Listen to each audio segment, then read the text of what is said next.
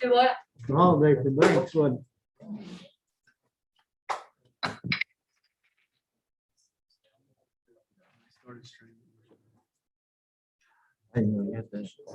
Yeah. Might have the right agenda tonight.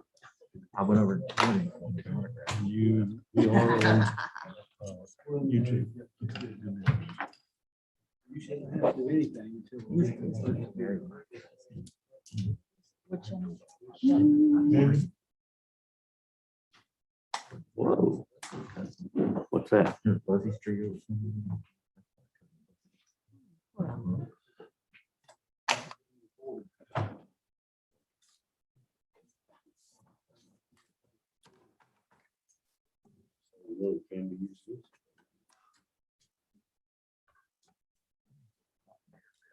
Okay.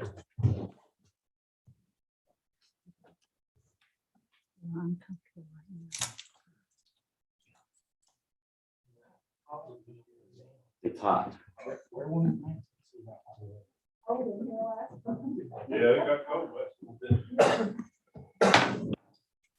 Call this meeting to order, the Oak Hill City Council for Monday, October 11th, 2021. The meeting was to begin with the oath of office to Krista Hodges, a new member from council from Ward 1. Her oath was to be administered by the Honorable Stephen Baldwin, member of the West Virginia State Senate, District 10. But with some scheduling conflicts, Senator Baldwin will not be here tonight. So Krista has said that she will get back to us when he's available, maybe November. And we'll try that again. Is that right, Krista? Okay. Madam Clerk, will you please call the roll? Mayor Daniel E. Wright, Here. Council at Large Tom Oxley, Here. Councilors from Ward 1 Diana Janey, Here. David Perry, Present. Krista Hodges. Here. Councilors from Ward 2 Steve Hazlett. Steve Hazlett, Demita, he's running a little late. He is coming. okay, thank you. You're welcome. Charles Smallwood Jr., Here. Benitez Jackson. Here. It appears that a quorum is present. The invocation tonight will be offered by the Reverend Michael Meadows, pastor of the First Brethren Church of Oak Hill, to be followed by the Pledge of Allegiance led by Councilman at Large Tom Oxley.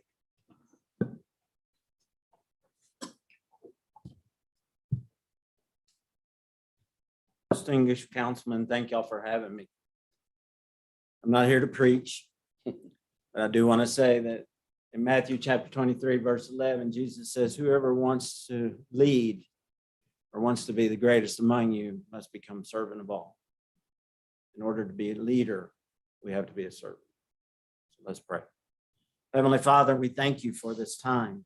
We thank you for this council. Father, we believe that you are here, and we believe that it is your desire to lead this council in a way that is edifying and glorifying to your name. And so, Father, I pray that you would impart wisdom upon them, that you would strengthen them for the task at hand, that you would move them in a direction that you desire, a direction that will not only honor their position, but it will honor those that they serve. And so, Lord, we thank you for this opportunity. We thank you for those that are here tonight, Father God, whether it is to bring up issues or whether it is to be the leader that you desire them to be. May you be glorified. May your name be praised, and may your presence be felt. And we pray this in Jesus' name. Amen. Amen. To the flag of the United States of America and to the republic for which it stands, one nation under God, indivisible, with liberty and justice for all.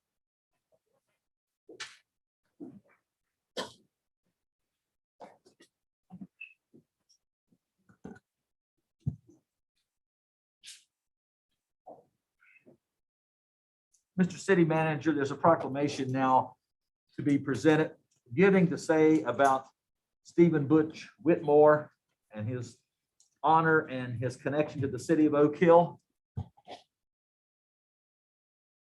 Yes, sir. Mr. Whitmore is here. And you have the proclamation and his award from the state of West Virginia. Anything else you want to say about him? He's, Mr. Whitmore is a wastewater treatment plant operator for the Oak Hill Sanitary Board and invaluable member of the team of employees with the city. Has worked here several decades. And we truly appreciate your service to the community that you reside in, the Oak Hill and surrounding area. So Butch, I can't be more proud of you. This is an award for one person selected from the state of West Virginia. Thank you for your service. Mayor, could Mr. Whitmore be over here at the podium so we can see him and appreciate him and We will. And respect take his. photographs. Put you on the spot. Speech. Yeah, speech.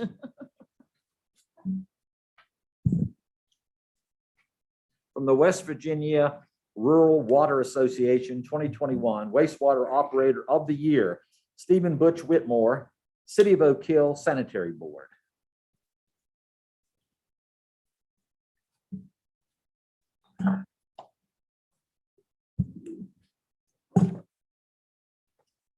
Proclamation in honor of Stephen Butch Whitmore. Whereas water supports every facet of our daily lives, good water quality is essential to health, social, and economic development and the environment. And whereas our water infrastructure is the lifeline of our community, it brings clean, reliable water into our homes, then safely returns it to the environment, ensuring quality water for future generations. And whereas the Oak Hill Sanitary Board, who's at the forefront of clean water projects, recognizes the value of water, preserving and investing in this natural resource as investing in our community's future. Whereas for 31 years and counting, Class 3 operator Stephen Butch Whitmore has provided safe, clean water to our community. He continually plays a major role in improving the way we manage wastewater as the demand for clean water increases. Whereas Mr. Whitmore, a true family man, is blessed with a loving wife, Libby, and 2 wonderful children and grandchildren. And whereas he continually demonstrates excellence in the operation and management of the city's Route 61 wastewater treatment plant and 21 lift stations, he has embraced change by adapting to global information systems, GIS technology, that assist him in managing, inspecting, and repairing the 21 lift stations. And whereas Mr. Whitmore has been instrumental in helping to oversee the construction of a $23 million sewer improvement plant that addresses both the collection and treatment systems. And whereas on August 16, 2021, Mr. Whitmore was honored as Wastewater Operator of the Year at the West Virginia Rural Water Association's annual training and technical conference at Snowshoe Mountain Resort. And whereas in recognition and celebration, the city of Oak Hill expresses our deepest gratitude to Mr. Whitmore for his outstanding and dedicated service to our community. Now, therefore, be it proclaimed that I, Daniel E. Wright, Mayor of the city of Oak Hill, in conjunction with the Oak Hill City Council, do hereby honor Stephen Butch Whitmore on this 11th day of October, 2021 for his enduring commitment and distinguished success.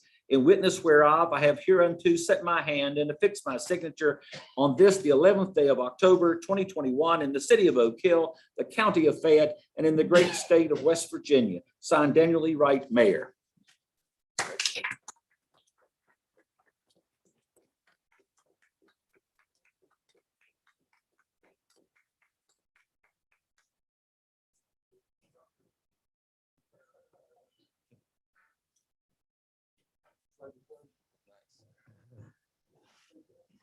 Thank you. Thank you.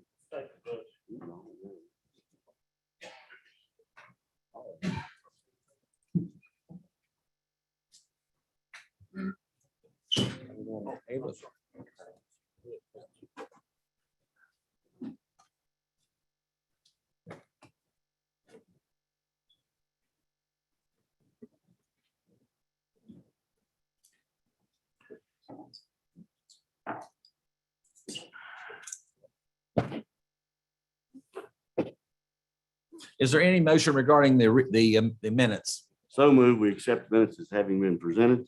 I'll second. And properly moved in second. We accept the minutes as presented. Any discussion? Hearing none, we vote the motion. All those in favor signify by saying aye. Aye. Those opposed, no. The motion's agreed to. We now move on to the treasurer's report. Is there a motion regarding it? So This- moved.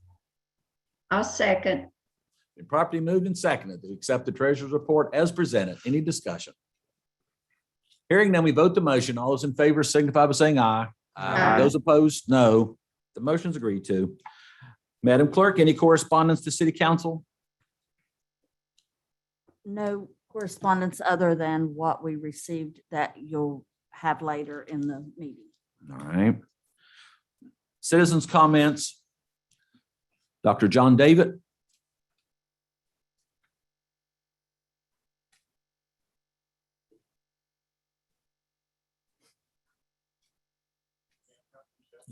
Yes, sir. I'm sure you'll hold it to 3 minutes, won't you, Dr. David? Absolutely. I'm glad you stated that, Mayor. Thank you very much for the opportunity to say a few words for 3 minutes.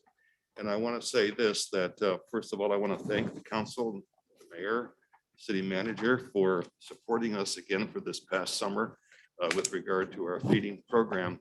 In this direction, we served many meals at Pine Knoll and at Collinwood. And so we do thank you.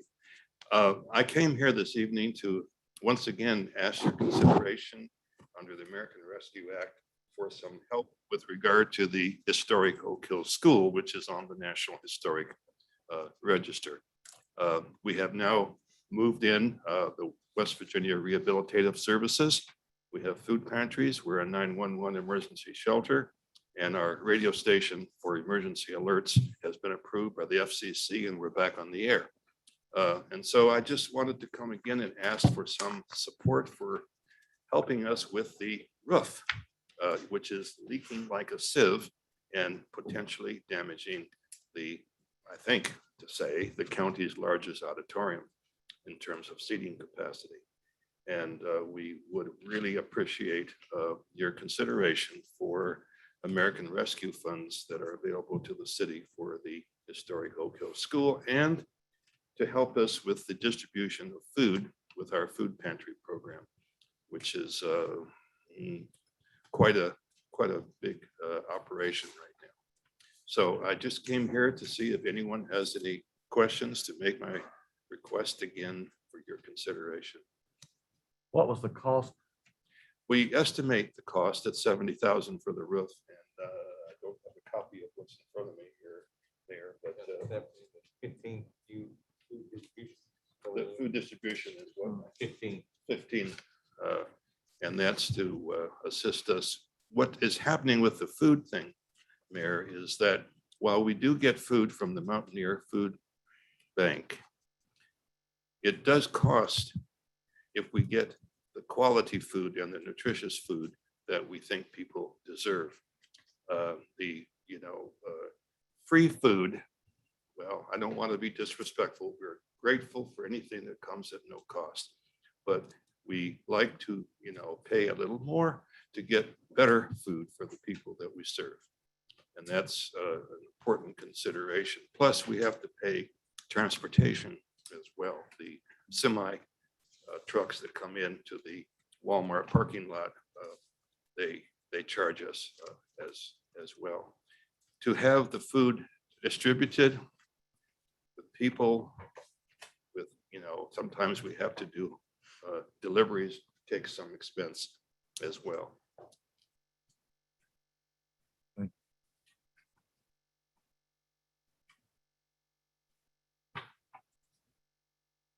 My 3 minutes are up. Does anybody have any? If you get on a questions? roll, you can have 30 seconds more. If anybody has any questions, additional questions, I would be very, very pleased to answer them. I will say one more thing. Tonight, we have 15 volunteers. They are in we're having a concert tonight in the auditorium with Billy Payne. We have 10 volunteers from the University of Maine. We have 5 volunteers that are called Global Volunteers. We have 3 from France. And they're here in Oak Hill doing the service. Thank you, Dr. David. Yeah, Any comments, questions from council? All right, Thank you. thank you. Thank you. Dr. Now we have 3 other people who want to speak on the Camco building, but I understand from the city manager that they are going to speak when we get to that particular point in the agenda. Is that right? All right. Kevin Willis is next, who's not speaking on Camco.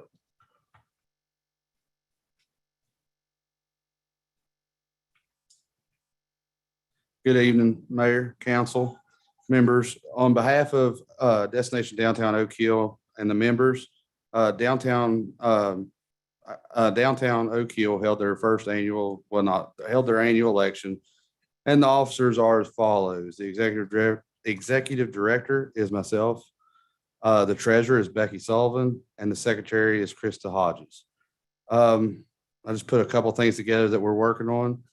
We have completed the overlook over behind the city parking lot. The pad is poured, the brush is all cut. Like I said, the only thing we're lacking to complete that is the kiosk, which is in the works, should be done before snow flies. So if y'all want to, the fall colors are going on and everything looks really nice. Go out there and take a look at it. Right behind the city parking lot. Like I said, it's in the back of the parking lot. Like I said, it's got a nice pad. It's ADA compliant. Everything come out really nice. We also have contracted to finish the paint on the building right here with the Ryan Associates around the mural and the rest of the back of the building. We had to contract that out because it's getting too dangerous for volunteers with the power lines and everything like that. So it is under contract and being worked on. So that should be, when you go by there, you'll see it being worked on and things. We actually have also signed a contract to fix the lighting on the Fett Tribune building, the front sign, get that all cleaned up, put new lighting in it, and that'll complete that mural as well. And that'll all look nice and the parking lot will be lit up a little bit. And we've also ordered 2 large pumpkins, 160 regular pumpkins to be passed out for the carving contest, which will be on display at the Lewis House. The aerospace program with the school will be carving 60. So that leaves 100 pumpkins that we're going to be passing out. And we encourage anyone that would like to participate to come out and get the pumpkins. We should be getting them the 21st or right around the 21st, but we'll advertise it on Facebook when we got them. But we'll have about 100 pumpkins to pass out and bring back. And then there'll actually be a contest on that, right? The Lively Amphitheater does the contest. Yeah, the Lively Amphitheater does the contest, but you can bring your pumpkins back to be displayed at the Lewis House. We're also having a Halloween decorating contest. The theme is Villains Take Over. This is for businesses and residential. Both will be giving out prize money. The prizes are as follows. Businesses, first place is $200, second place is $150, third place is $100. Residential, first place $150, second place $100, third place is $75. The judging will be between the 24th and the 29th, and then the winner will be announced on the 30th. But like I said, that's about all. Any questions or anything with what we've got? How big are those giant pumpkins, Kevin? So yeah, the giant pumpkins, what are they? 3 foot? 3 to 5 feet. 3 to tall. 5 feet tall, and we're getting 2 to set on each side of Lewis House. So they're going to be monsters. But we'd like to thank all of you for your continued support and thank you for your time. Thank you for your work. Thank you.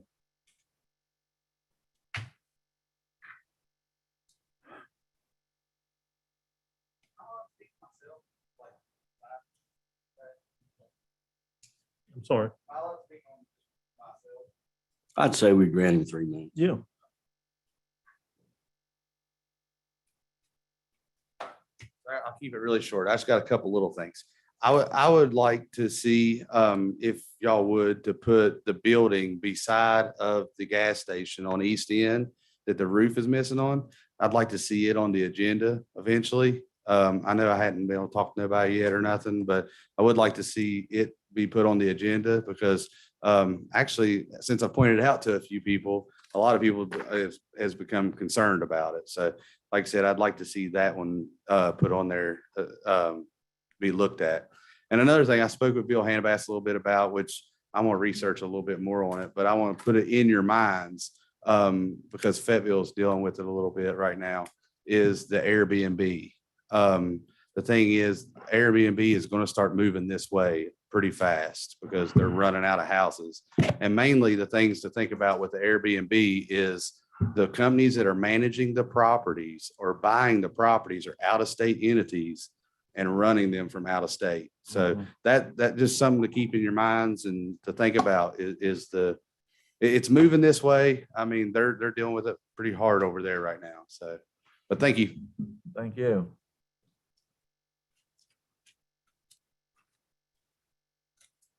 This brings us now to the department head reports, and we'll start with the fire chief, Mr. Richardson.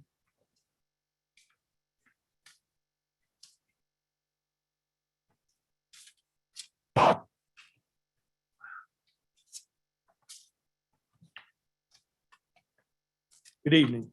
Oh. I think the city manager distributed the hard copies of the activity for September for the fire department. Fire department had a total of 23 department callouts, 3 structure fires, 1 brush fire, 1 natural gas leak, 2 carbon monoxide incidents, 1 false alarm, 2 general fire alarms, 1 utility lines down, and 12 motor vehicle accidents.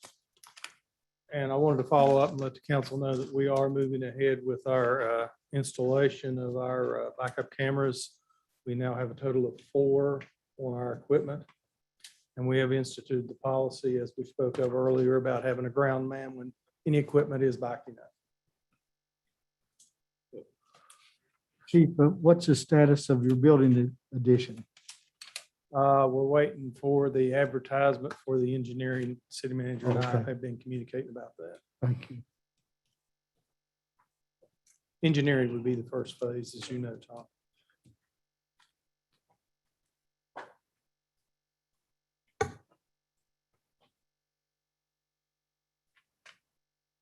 Thank you, Mr. Chief. Appreciate it. Chief of Police, Wisman, please. Thank you.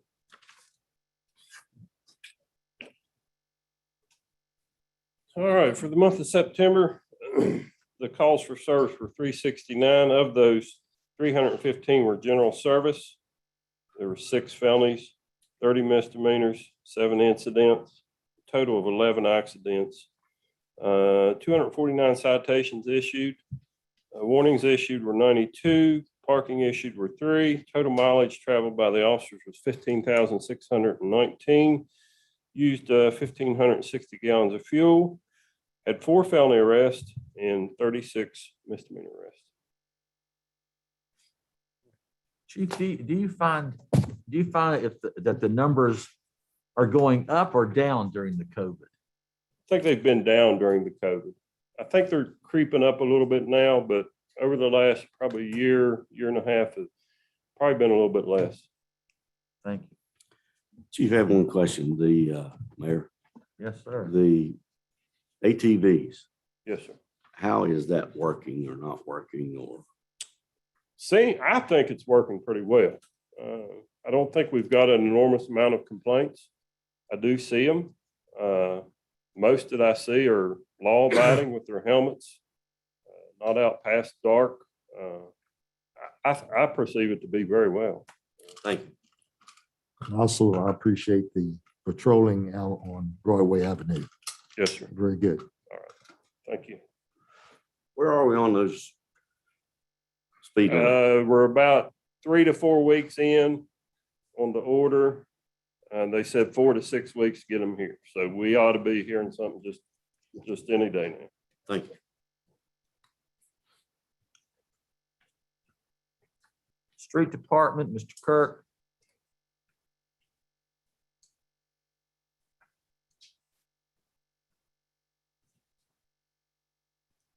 Don't have a lot, but we finished our paving for the year. I think it turned out nice, but haven't got but maybe 2 thank yous. The rest of them's been complaints. I don't know. You pave a street in front of somebody's home to make the street look nice, and they want to complain about it. So I don't know. I don't know what you do. So, What's the complaint? that we changed the water to make the water go into the yards. We didn't change nothing. We just put the blacktop down. Water runs downhill. I ain't figured it out. You buy a home and you buy a home in the bottom of the hill, you're gonna get water. It's coming to It's coming to you. Mayor, Yes, sir. Day, I continue to get compliments on your department. I heard one the other day that they complimented the street sweeping, Yes. and they complimented you on last year's snow removal. Said it couldn't be beat. And when I told them the number of persons you had within your department, they were over complimentary. I would also compliment Mr. Oxley and past councils on their foresight for the street paving program. Probably Oak Hill's got one of the best implementation of an ongoing preventative maintenance program with their streets. And I think you've done an outstanding job regardless of the complaints, and you're to be complimented. Well, if you talk to West Virginia Paving and they love working in this area. Of course, most of them live, in the Dane East area. It's close to home. But they say that our streets are, where the city stays on top of them, you don't have a lot of upkeep and maintenance. If you stay on top of them like we do. It's true.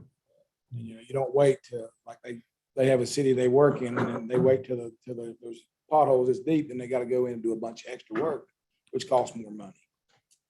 I agree, and I've talked with Bill and also talked with Bragg about the programs they have about, it's so much nicer than what I had to go through years ago, and it pays dividends, just to say, and we don't let them get in a condition to where Yes. they take extra work. So Right. it's very good. I appreciate you. Well, like I said, and then we're working with the high school with some handicapped kids. They're coming in and they're scraping the edges of our sidewalks and cleaning sidewalks. And they've started in the park and up Bibb Street. They done part of Kelly, and they're doing a good job. They're good kids, and they're wanting to learn. So I think it's a good program. How many are they sending? I know. It varies. It You varies. told me it was varying. One day we had 3. They said the little girl was there, and she seen the bus and she took off the other way. But the next day she was back. So it varies. Today we had 5. Good. So. Thank you for doing that. Mr. Kirk, I had 3 calls and 3 complaints about the paving. And mine were a little bit different than yours. They called, but some called because they said it changed the whole look of the house. And they've been used to having a gravel road for 50 years, and now they don't like it looking like it is now. We can always send the building sheet up there and take the blacktop back off. That's what I tell you, they were concerned that he changed the whole look of the place. Looking too modern. Yeah. Too modern. Oh, my goodness. Council comments at large. Yes, Mayor, in front of each one of you, a couple of handouts. This one is a executive summary of a larger package right behind it. I attended a West Virginia Municipal League Board of Directors meeting in Morgantown last week. Part of that is prepare for not only the state legislature when they go into session, but also to communicate with our liaison with Congress. And in that, you will see a number of things that we hope are coming down the pike and the approximate value of each. Now, the only question is when. As you know, it works slowly sometimes, but there's no need to discuss tonight, because there's a lot to digest. And so I think I've provided everyone on council a handout The third thing I had was the Veterans Memorial Minutes, and we'll probably discuss that because it is an agenda item. That's all I have, Mayor. All right, Ward 2, Mr. Smallwood.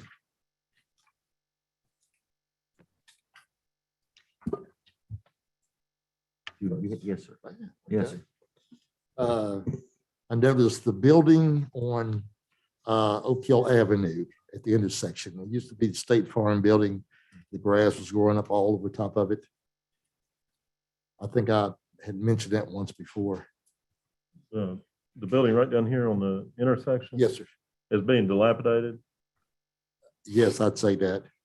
Okay, I have not scored that, but I will score it. I didn't realize it was to the condition it would need Right. be dilapidated, but I can score that. Score that, yeah. Or, I mean, there's weeds, grass just all over top of it. Okay, If it doesn't meet that dilapidated part, okay. definitely the grass.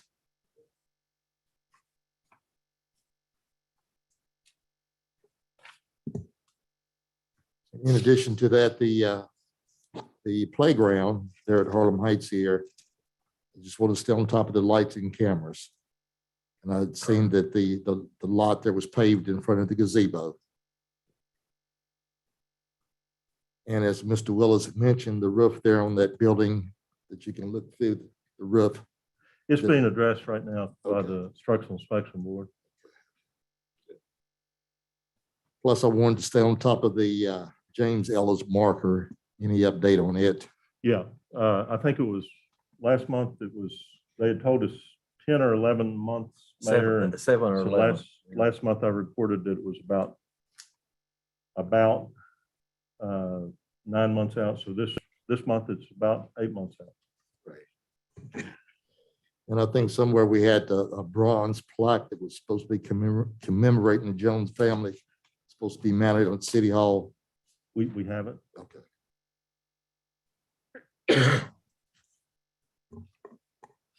That's all I have. Okay, thank you. Mr. Jackson, I have nothing at this time. Mr. Hazlett. I have just a couple items. One is for Day. Some of the no parking for the Oak Leaf Festival is still on the power poles through town. I don't know if you can maybe have a guy make a run through town. I've had some people ask me why they were still up. And question for Bill. The code enforcement guy, like if he writes you a ticket for excessive garbage or piles of garbage, do we make the people show a receipt for the landfill whenever Yes, sir. they close it out? Yes, Okay. sir. I've noticed a few piles that disappeared during the middle of the night, and I know the landfill's not open at night, so I just want to make Right. sure He that they're actually going to caught, proper places. he actually caught somebody in the process of what you're talking about. Good deal. And I received a phone call and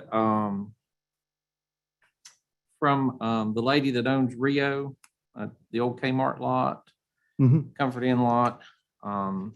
People are complaining about the potholes and everything out there. And I spoke with her and told her, that's not city property, but it is in city limits.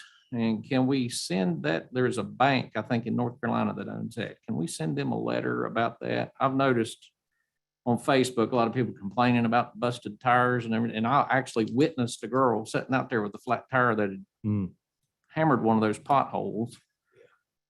And I was wondering if we could just send them a letter that you need to improve your property. I think there's 2 different property owners actually too. She sent me, because she's had several calls, people mad jumping up and down at her, and they have fixed their portion of the lot. And I know some of it is going to go with the New River Health whenever they do that, but that section in between the Comfort Inn and before you get around that corner, it's horrible. I just, some gravel or some coal patch or something would do it a world of good. Cool. So on that property right here, it's actually Bank Carter Trust. It's the middle portion of that. We actually repaired where some of our property zones, but they just had that survey 2 days ago. And actually, I think we had an estimate to repair it all.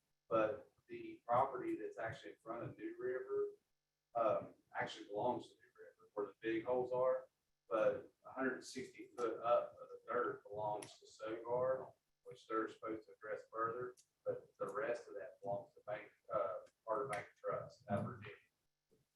And it's actually a brokerage firm out of Florida right now. So she gave me the contact information for Carter Bank. It was in Reedsville, North Carolina that she had for them. Yeah, but I just thought maybe, you need to fix up your property letter would be good. There's several parking lots in Oak Hill. That's high traffic and a very poor, The but one out there at the Dollar Tree is usually got a pretty good hole in front of it when you go in there. the Dollar General store on Jones Avenue, several. Yeah. But that's a detriment to their customer base too. I don't understand it sometimes. I agree. So was that a yes or no? We're gonna send a letter. We can send a letter. I have a note to send a letter. Thank you. Thank you. That's all I had, Mayor. Councilwoman Janey. Good evening. Just a thank you to Day Day and those workers. I personally have seen them in action today, right down here on Kelly Avenue. So I appreciate that. Looks very good. And I've seen them right down the street. So they are working hard at that. So thank you for letting them do that and have your workers help them out.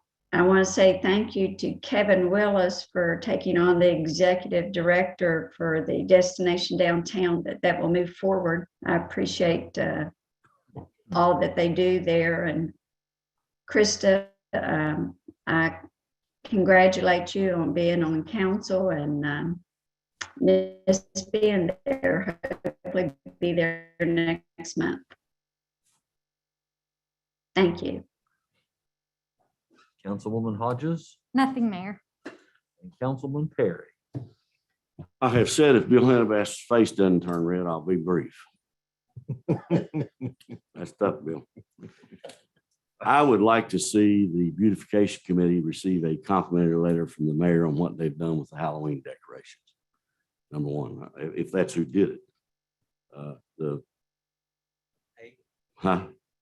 The faces, yeah.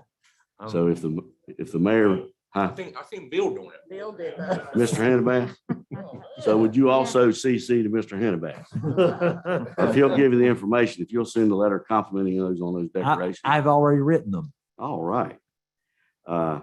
Family Dollar, Bill and I talked about it. It would appear that the ditch line that they dug from the building back is still a hazard. Bill, did they? The Dollar General store, that's the same parking lot I was alluding to a minute ago. Oh, okay. It is in poor condition, Mr. Perry. It is. I'm just talking about that one. I know, I went by that the day you talked to me Right, about you it. talked. And in fact, a couple of us went and looked at it. So I'll address that it's Thank you. Street lights over here between Chase Bank, those round ball lights, who do those belong to? Or Chase. so if they have them, are they going to make them operational or do they burn? They're on both sides of the street. Right. We have requested that a number of times, Mr. Perry, through the Beautification Commission, I believe Destination Downtown, I'm not sure. Yes, we have also. Have, They worked temporarily and then they burned out and haven't worked since. So if somehow that could be called to their attention. The other thing is at the last meeting, unless I overlooked it on that voluminous amount of information we received on those emails, I had asked for salaries to accompany and did I miss it or that? no, I've got it right here. You got it. Thank you. Thank you. I knew you'd be ahead. Lights, what's the status of the lights out there at Arvon and Gary Ray? And am I looking at a bid or a price for lights on the Harlem What's Heights? the bottom line on that? I can tell you. 35,182. No, that's another bid. Those lights are on their way to being installed Out. at Avian Way. Yes. Thank you. That's all I want. Next item I'd say, as I've said before, obviously, some time ago, we talked about the scout cabin and the future of it or what to do. At that time, I indicated I had contacted a gentleman who would come in and do a professional assessment for $1,000. There have been a number of people in Oak Hill who have indicated that they would contribute towards that to assess whether we should tear it down or what it would do to renovate. In fact, I have a donation was given to me tonight. So if there's anyone that would be interested in donating towards that $1,000, or any of my colleagues would be interested in writing a check for $1,000, I'll give you a proper receipt. You'll take a check. Huh? I'll write you a check. Okay, just date it.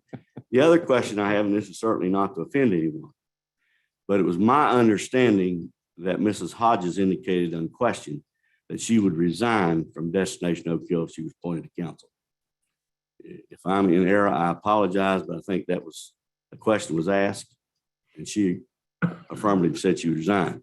In so doing, I would ask that if she remains, that we get a legal opinion as to her ability to vote on issues either directed to the city or on that organization.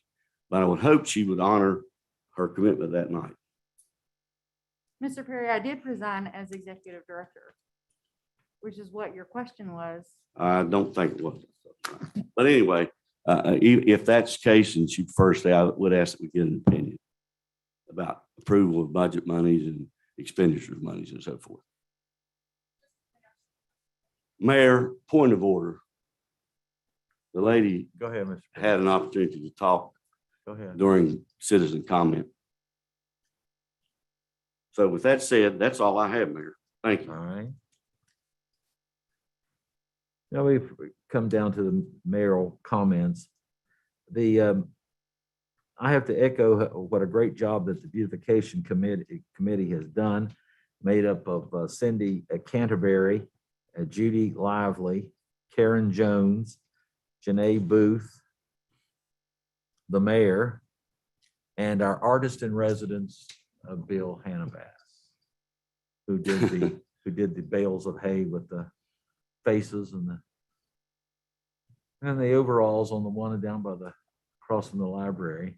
I thought he used a stencil. He said he didn't. He just did it freehand. So that's even better.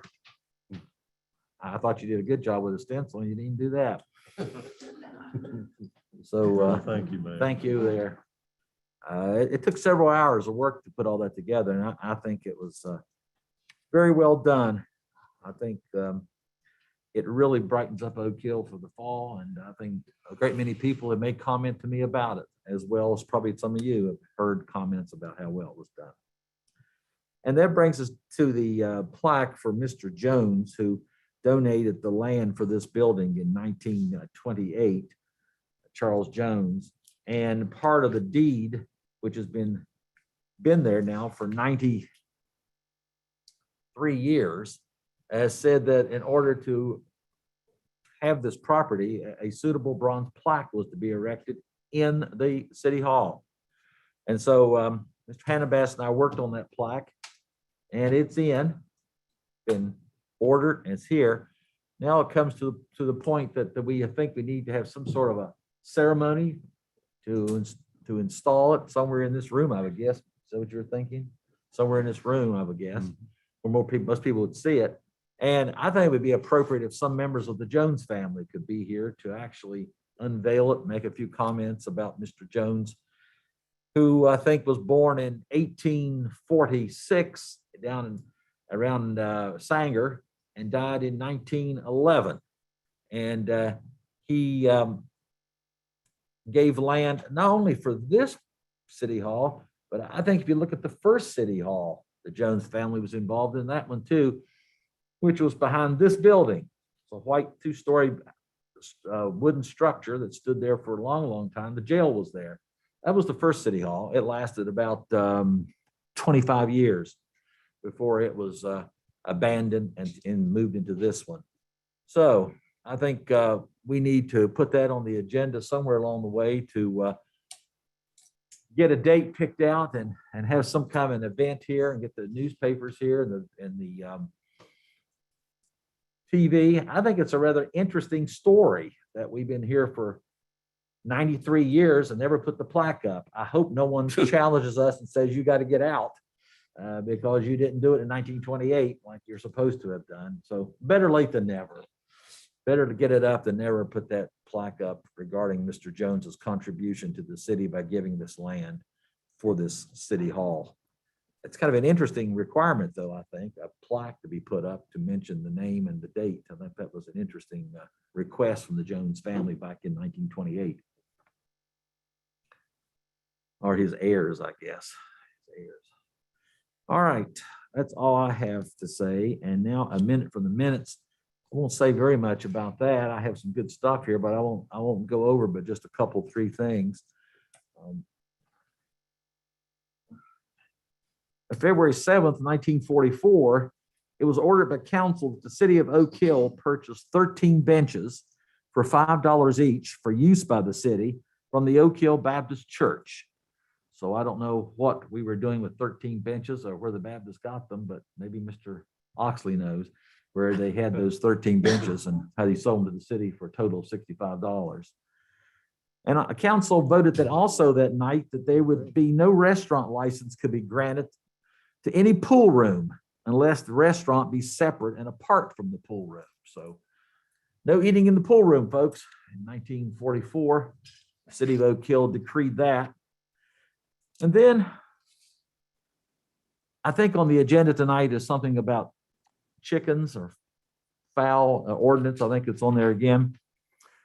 Oak Hill looked at this fowl ordinance some time back, and it said it was unlawful for any person to construct and maintain any pen, building, or other structure for the housing or maintenance of any chickens or other fowl within a distance of 25 feet of the property line of your neighbor, unless your neighbor gave you written permission to do so. And it would also be unlawful for you to allow them to live in an unhealthy condition so as to create, quote, an obnoxious or unhealthful situation brought on by odors. And the penalty was $10 fine for the first offense, not to exceed $100 for each subsequent offense. And this was presented and adopted March 3rd, 1944.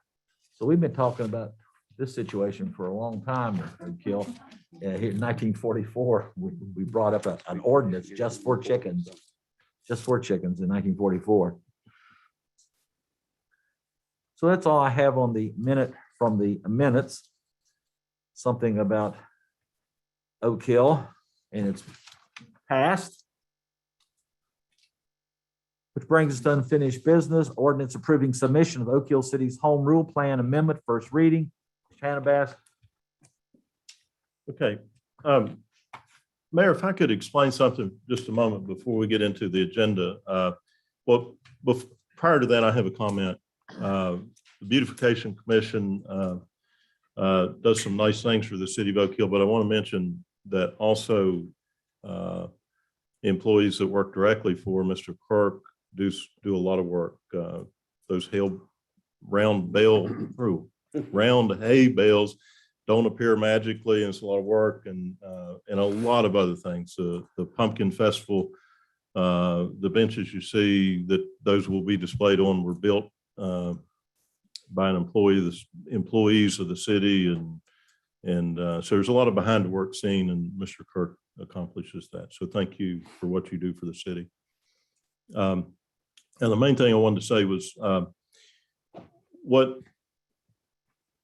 we have our council meetings live streamed to YouTube, and currently those viewing YouTube live, they can review recording later on, but what they're viewing is what we in the room see on the screen, the council chambers, and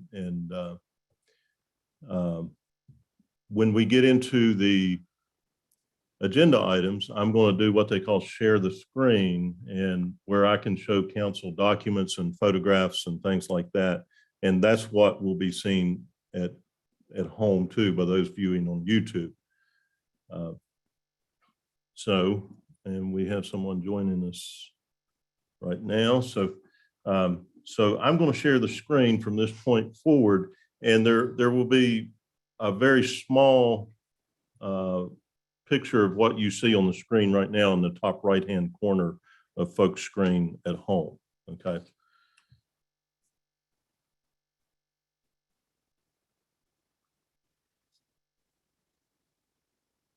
And this is what you will see on the YouTube video as well.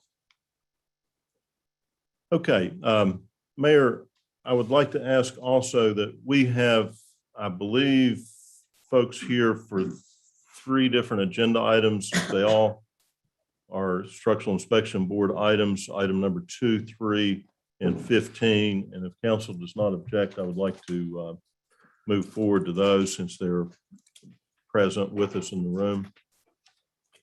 Does anybody have any objection to that? Okay. The first item, or well, the second item, I'm sorry.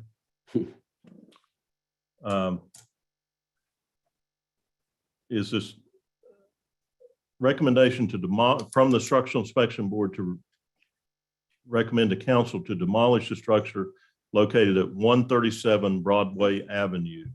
It's owned by Aaron Runyon, and Aaron is present this evening. Last month, this item was on the agenda and was tabled last month. And this is a photograph of the structure. And Aaron, did you have an update for council on why you believe it should not be demolished? I do. Just to refresh, I had one house which had 2 deeds. One deed was not in my name, hopefully. I'm embarrassed to say I tried calling the state and the county today and nobody answered my call. And then I remembered it's a holiday. They weren't open. I was going to give you an update, but anyhow. It must have been noon because we were open today. No, not you all, the state auditor's office. Okay. The deed should be recorded in my name within the next 2 weeks. That allows me to move forward. I do have a cash buyer who has already had the property inspected from a home inspector. So it's outlined all the deficiencies that would have to be fixed in order for the home to be repaired. So that cash buyer has done all that work. Once I get the deed in my name, we'll be able to close on the property, and then that new owner will be able to move forward, and their intent is to rehab the property. It has been clarified to them that they absolutely have to rehab the property or tear it down. That is part of my written contract with them. So they have the full understanding that just because it changes ownership, they still have the expectation that the property either has to be fixed or torn down. So that's where we stand. I don't mind to come back next month and hopefully tell you that the property has changed ownership and there has been work started on it. Okay. Ms. Yen Runyon, the recommendation of the Structural Inspection Board is not an option to repair or demolish. The recommendation from the Structural Inspection Board to this governing body is to order the demolition. Okay. And now you have the right, you've been properly noticed to attend now the second meeting to make argument why you feel it should not be demolished, but repair at this point is not a recommendation to council. Demolition is. Well, I totally get your people that advise you that it should be torn down. I also have people very fluid in the construction business who can look at the very same property and understand structuralize what needs to be repaired, the cost of those repairs, and the fact that it can be brought back up to code for way less money than should someone want to buy a home.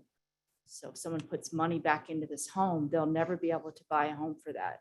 Right. Do you have any documentation from contractors or whomever you're speaking with? I can get that written report from that home inspector outlining exactly what has to be repaired in order to make the house livable. I can provide that.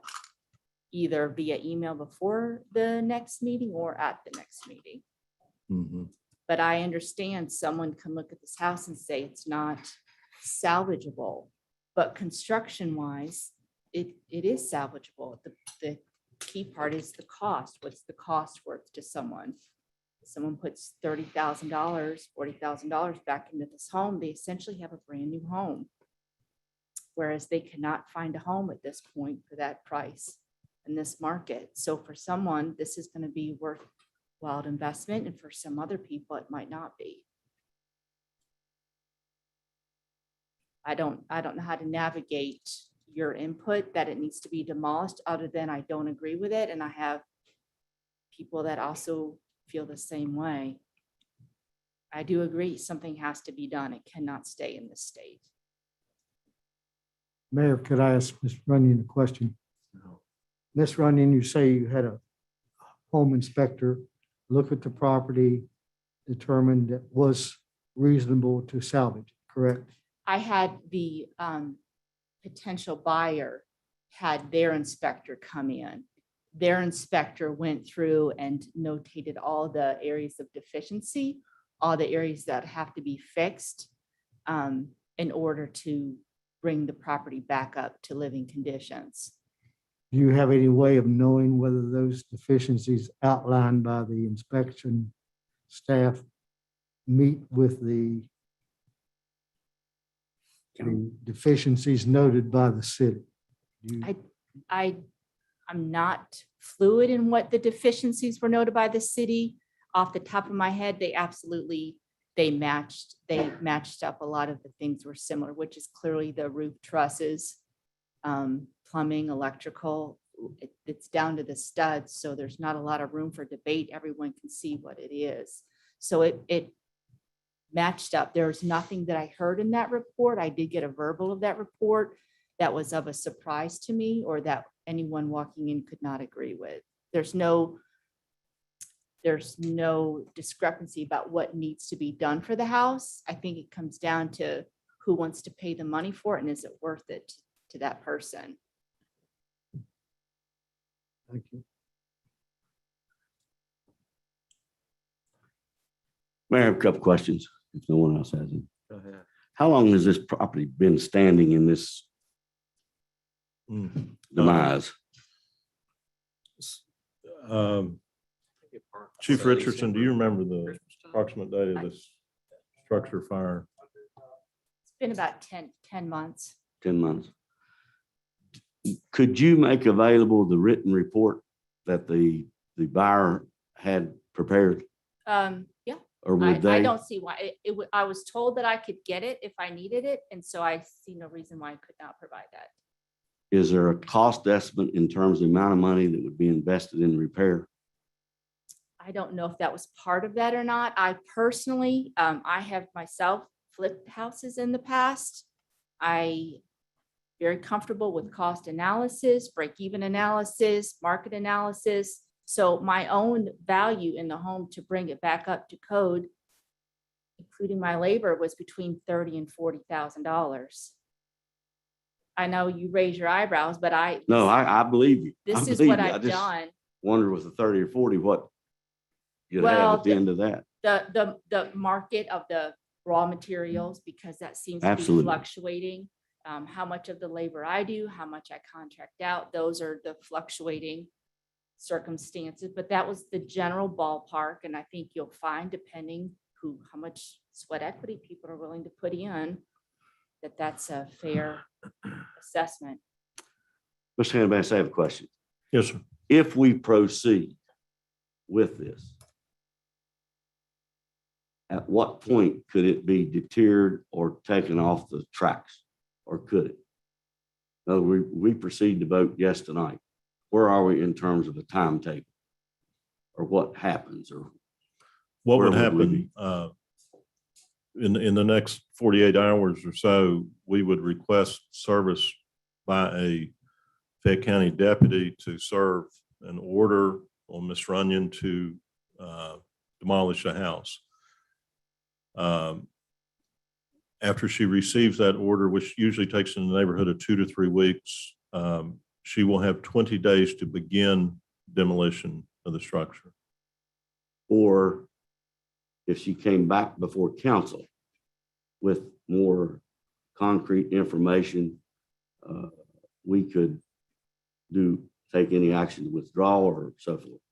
At the expiration of that 20-day period that Ms. Runyon would have to begin demolition, at the expiration of that, council hears it again to consider a resolution to allow the city to cause the structure to be demolished. So at that point, you could not demolish it, Right, I guess at that point. it would be my recommendation this time that we proceed with the process that's been set into place, with the understanding that she would have the ability to come back before council again, and council would get a third look at it. That would be my recommendation or motion at this time. If I can just remind the council that part of what has taken so long is I don't own the whole house. Yeah. So And I understand legally, that. so trying to get this, the state auditors and to move through this process, some of that's just out of my hands. I just can't control that. I have a question as far as the legality of us moving forward with that when she doesn't own both sides of the house. And I think by now, Ms. Runyon, you have the opportunity to purchase that from the state auditor. I've done all of that. They have told me they had accepted my bid at the end of September. October 1st, I was told they make sure that they did all their notifications. Once they do their part, they turn it over to Fayette County to record the deed in my name. Right. That's what I'm waiting for, is the deed to be put in my name so that I can move forward with this, with this person who wants the home as it is. I've had no interest in the home as a lot. I have had at least 3 people come and stop me on the street when I'm there working, asking me if I'm, believe it or not, if I'm interested in selling the home as it is, because certain people, they have the rehab capacity. And I fully agree, this house cannot stay like this on the street. It's an eyesore. Something has to be done with it, one way or the other. Mayor, you have my motion. I'd ask for a second. I'll second. Probably moved in second. Any discussion? I'd like to make a comment. I think Ms. Runyon has appeared before the council twice. And it seems like she's doing all she can do to try to get this situation taken care of. And I recall a property on Chestnut Street that the council let go because they came and asked to go do for about a year. They kept coming back. We're going to add this. We're going to do this. We're going to do that. And we'll give you a progress report. And they never did. And now it's being torn down. Most of it's gone. But it seems like to me that Ms. Runyon is doing due diligence and working very hard to get this so it will not have to be destroyed. And I do think she has a good point. She doesn't have all the property in her name yet. And the auditor's office is being rather slow about getting you everything you need, that you've been after them for some time. So those are my comments. Any other comments? But I understand. I agree with you, Mayor, that she is doing everything she can, but I also think we have to, if we start the process, then she's coming back next month, right? Yeah, Right. whenever you want me to. So to give a report, we can hold off if she has a report and the contractors and everything then. And if not, then we can move forward. But I think by doing nothing, we're just kind if we do have to tear it down, it's just to land it even longer. So that's where I'm. And if I can just say on record, this buyer that is lined up, if it does not work out, they have a time frame. They have to go to the closing in 2 weeks. If they do not do their part, I am not trying to find another buyer. I will just simply demolish the property. I am not going to stretch. 2 this weeks out. from tonight? From whenever that I can get the deed in my name, when they sign that contract and their intent is to buy the property, they have 2 weeks to close on. If they cannot get their ducks together, then I feel bad for them, but I'm going to move forward with demolishing the home. I don't want to stretch this out anymore. Mayor, I respect what you said. However, the end result was that it had to be torn down a year later, and the property existed in front of those persons who lived around or so forth, in terms of devaluating their property. Also, I think that a great deal of time has put in by inspection boards, people to make these assessments. And we have developed a policy to provide for a step process that provides adequate and ample time for appeals and reappeals and reconsiderations. So again, I would hope that we would proceed as my colleague from that ward says in terms of advancing so that we're not held up in the event we ultimately have to come back, or Mrs. Ewing would have to come back and ultimately tear down as she's promised. I agree with Councilman Jackson and his remarks. We would have 40 to 45 days from tonight for delivery of the notice and also the 20-day expiration. So that would be, I would agree with Councilman Jackson. Just to clarify too, depending upon the speed which the order, if you also vote, depending on the speed that it's served on Ms. Runyon, it's right at the deadline. It may or may not be on the next agenda. Which it gives her more time to get stuff together. So There's no other discussion. I'd move the motion. No other discussion? All right, we'll vote the motion. All those in favor, signify by saying aye. Aye. Those opposed, no. Who voted? No? Janie said no. Diana, you voted? No, I said aye. Oh, I'm sorry. Okay. All right, the motion's agreed to, which now moves us, what's the next one, Mr.? Item number 3. This is the recommendation to demolish a structure located actually behind 312 Main Street, owned by Ms. Farish. And did you have any comment? Sure. I called several different places, including Empire. Nobody's been able to get to me yet except for Mr. Legg from Central Excavating came. I'm concerned with how we're going to get to that property. Everybody's okay with tearing it down, I think. Can we use that old road? Oh, down at the bottom? Yeah. I hope so. Joy, another option is to get permission. You all own the lot in front of it that 312 actually sits on the green home on Main Street. Right. Would it be possible to access that property through where the driveway is and repair any track damage or anything like that we would do? I'm really concerned about that, Bill. Mr. Legg mentioned that too. But where that driveway ends and back through there, there's a well. Okay. I mean, it's closed off, so nobody falls in it, but driving equipment over, I don't know if that's a good idea. Okay, then And then the path he suggested, it doesn't leave a whole lot of room between our house. It'll be up against the fence, which I believe belongs to the church, and it's really close to their building. And it's a steep hill. So I wonder, if you clear that out and this time of year, is it going to be a big mudslide, or is it going to mess up anybody's foundation? Are we going to cause more problems trying to solve one? Yeah, and I don't think, I'll knock on wood, but I don't think we've ever had a contractor that has damaged property. Of course, they're required to be insured, and we have actually torn down some with our own labor, and that's of great concern to us. But we try to be very careful. Right.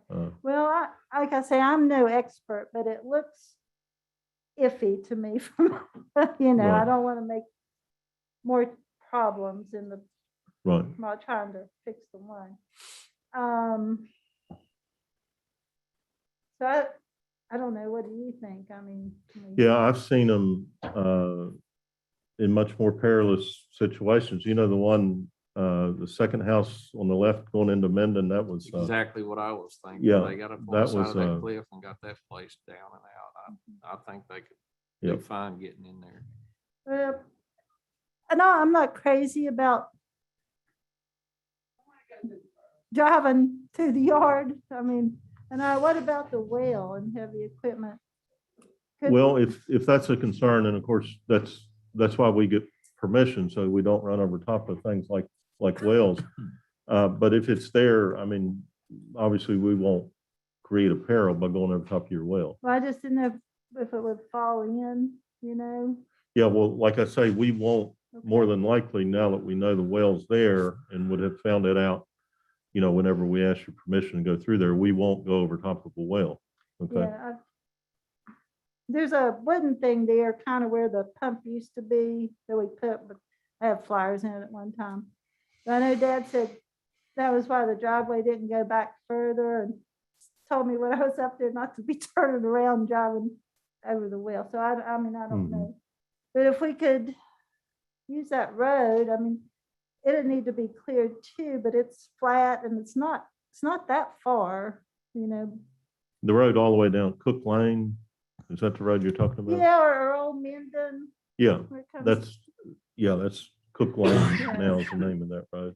And I think it used to come in like behind Wendy's or the post office, but I don't know if you can still get in from that end, but. That's actually a different road, or maybe it connected at one point. I don't know, think but it did that's, at one time. Joe yeah. Lewis used to have a little, like a garage apartment there, but the road Yeah. went down behind. So where are we at this point? It was I mean, what are tabled, we? it was tabled last month, Mr. Perry, but in front of council is a recommendation from the Structural Inspection Board to order the structure demolished. So Ms. Farish, do you want the structure removed? So it's just an issue. We're okay with that, So but are you, in terms of cost? I understand that. Yeah, In terms of cost, are you saying that you would underwrite the cost, or you would rather the city do it? Because if the city do it, then it would be the city responsibility to figure out how to get there and get out. which is kind of what I'm leaning to, because I'm a little overwhelmed by that. And because also, the other people I called, and I tried to touch base with them this morning, but a couple of them, maybe they can get here at the end of this week or maybe next week. So I don't have any other So estimates or opinions to go by. do you have a definitive cost from anyone, a cost estimate? I understand that. Right. I'm just saying, do you? Just Mr. Lagan, like I said, it was really confusing for me. He was talking about maybe 3,000, like to shove the house over. And then I would pay for dumpsters to be brought in and emptied according to weight. I don't have any idea. But if the city would do it, it would relieve you of the responsibility, and you'd like to see it gone. Yeah, I'm okay with it being gone. I'm just kind of overwhelmed with trying to make it happen and how I make it happen. I understand fully what you're saying. I'm sympathetic with you. I don't want to make things worse or mess up, you know, something for the church or have the other house slide Right. over the hill. And the city wouldn't either, because we'd be liable to repair it. So Mayor, I would make a recommendation that we approve the SIB recommendation to proceed with the demolition of the structure. I'll second With the that. understanding Mrs. Farish has agreed that it needs to go, but just protect the properties. Right. Been properly moved and seconded. Any discussion? Hearing none, we vote to motion. All those in favor, signify by saying aye. Aye. Those opposed, no. The motion's agreed to. Ms. Farish, if I could just make it really clear, again, I'll have to get a deputy to serve this order on you. And from that point, that's going to take 2, sometimes 3 weeks. From that point, you'll have 20 days to begin demolition. So, and then council may have already met in November by then. So you've got a comfortable time frame. And, you know, I believe it's pretty obvious, if you want to contract the demolition of that structure, And if a contract is certainly beginning demolition of that structure, so there's a comfortable timeframe.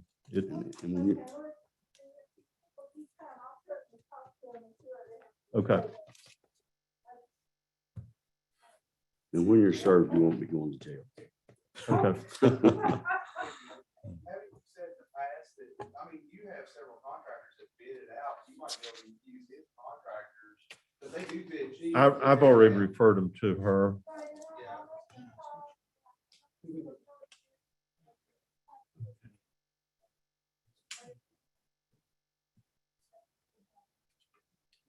Okay, Mayor. 15, is that the next? The one? next item is item number 15. And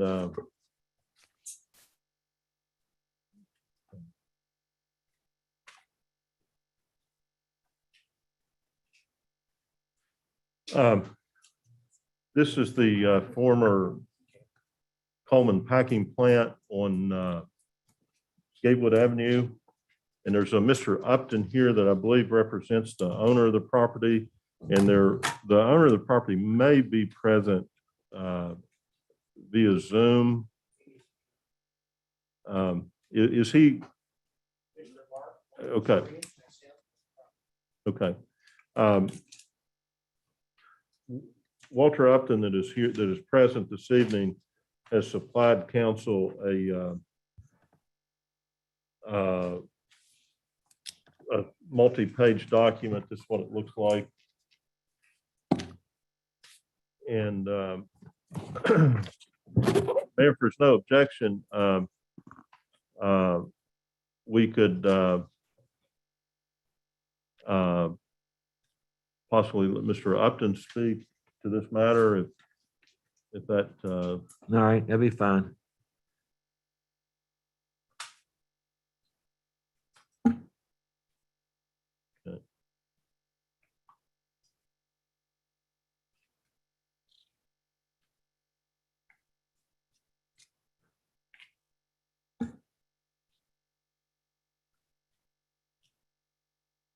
Okay. Mr. Mark Love is present via Zoom. He can hear us. He is unmuted, but he just sent a chat message that he evidently cannot be here, but cannot be heard. Mark, can you hear us?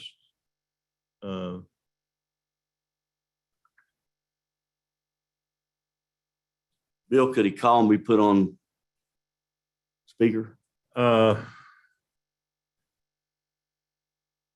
of our cell phones or something? Yeah, if somebody, I think he can hear. But we can't hear him.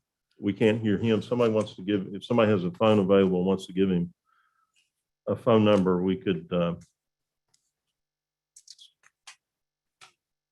He can have mine. Okay, he says, I can hear you fine. I'm unable to speak. Let me, I'll tell you what,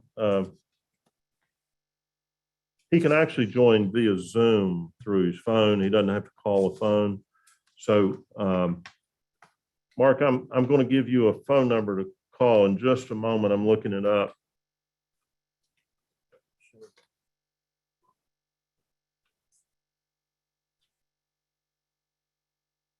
Let's see.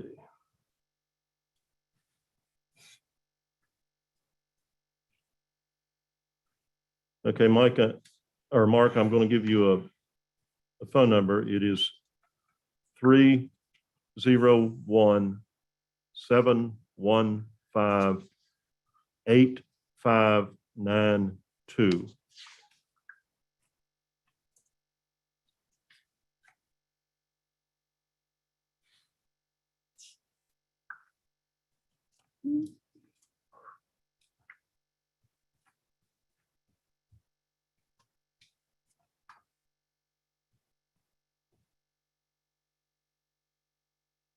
The number that you typed in is correct, Mark.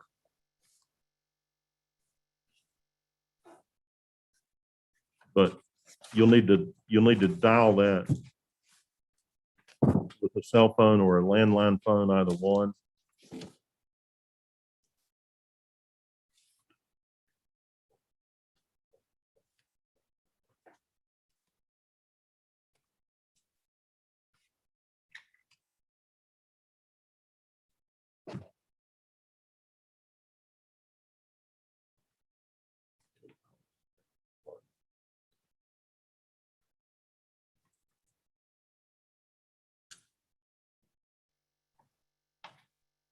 Okay. I'm dialed in. Can everyone hear me?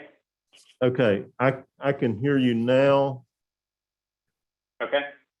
Okay, Mark. All right. Am I coming through clear? You're coming in clear. You are. Perfect. All right. Thank you. And so if council would like to hear your remarks at this time, we're all ears. All right. Thank you very much. And thank you for inviting me to a very well-organized meeting. It's been a pleasure to listen to.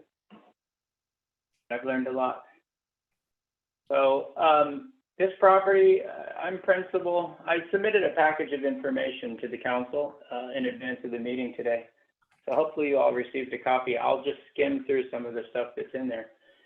I've been a real estate broker since 2006 in Florida, and I invest in, rehab, and manage properties across 5 states. We're in Florida, Georgia, Maine, West Virginia, and Michigan.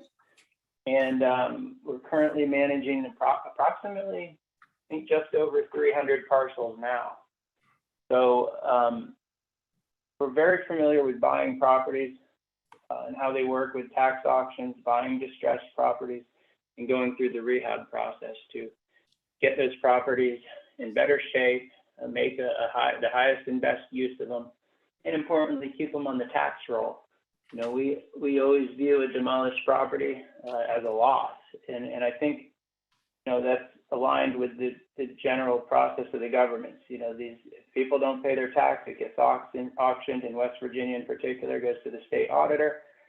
And from there, it's an open table for people who want to purchase the property and do something with it. The way that we came across this property was through a real estate broker in West Virginia who had sold us other properties.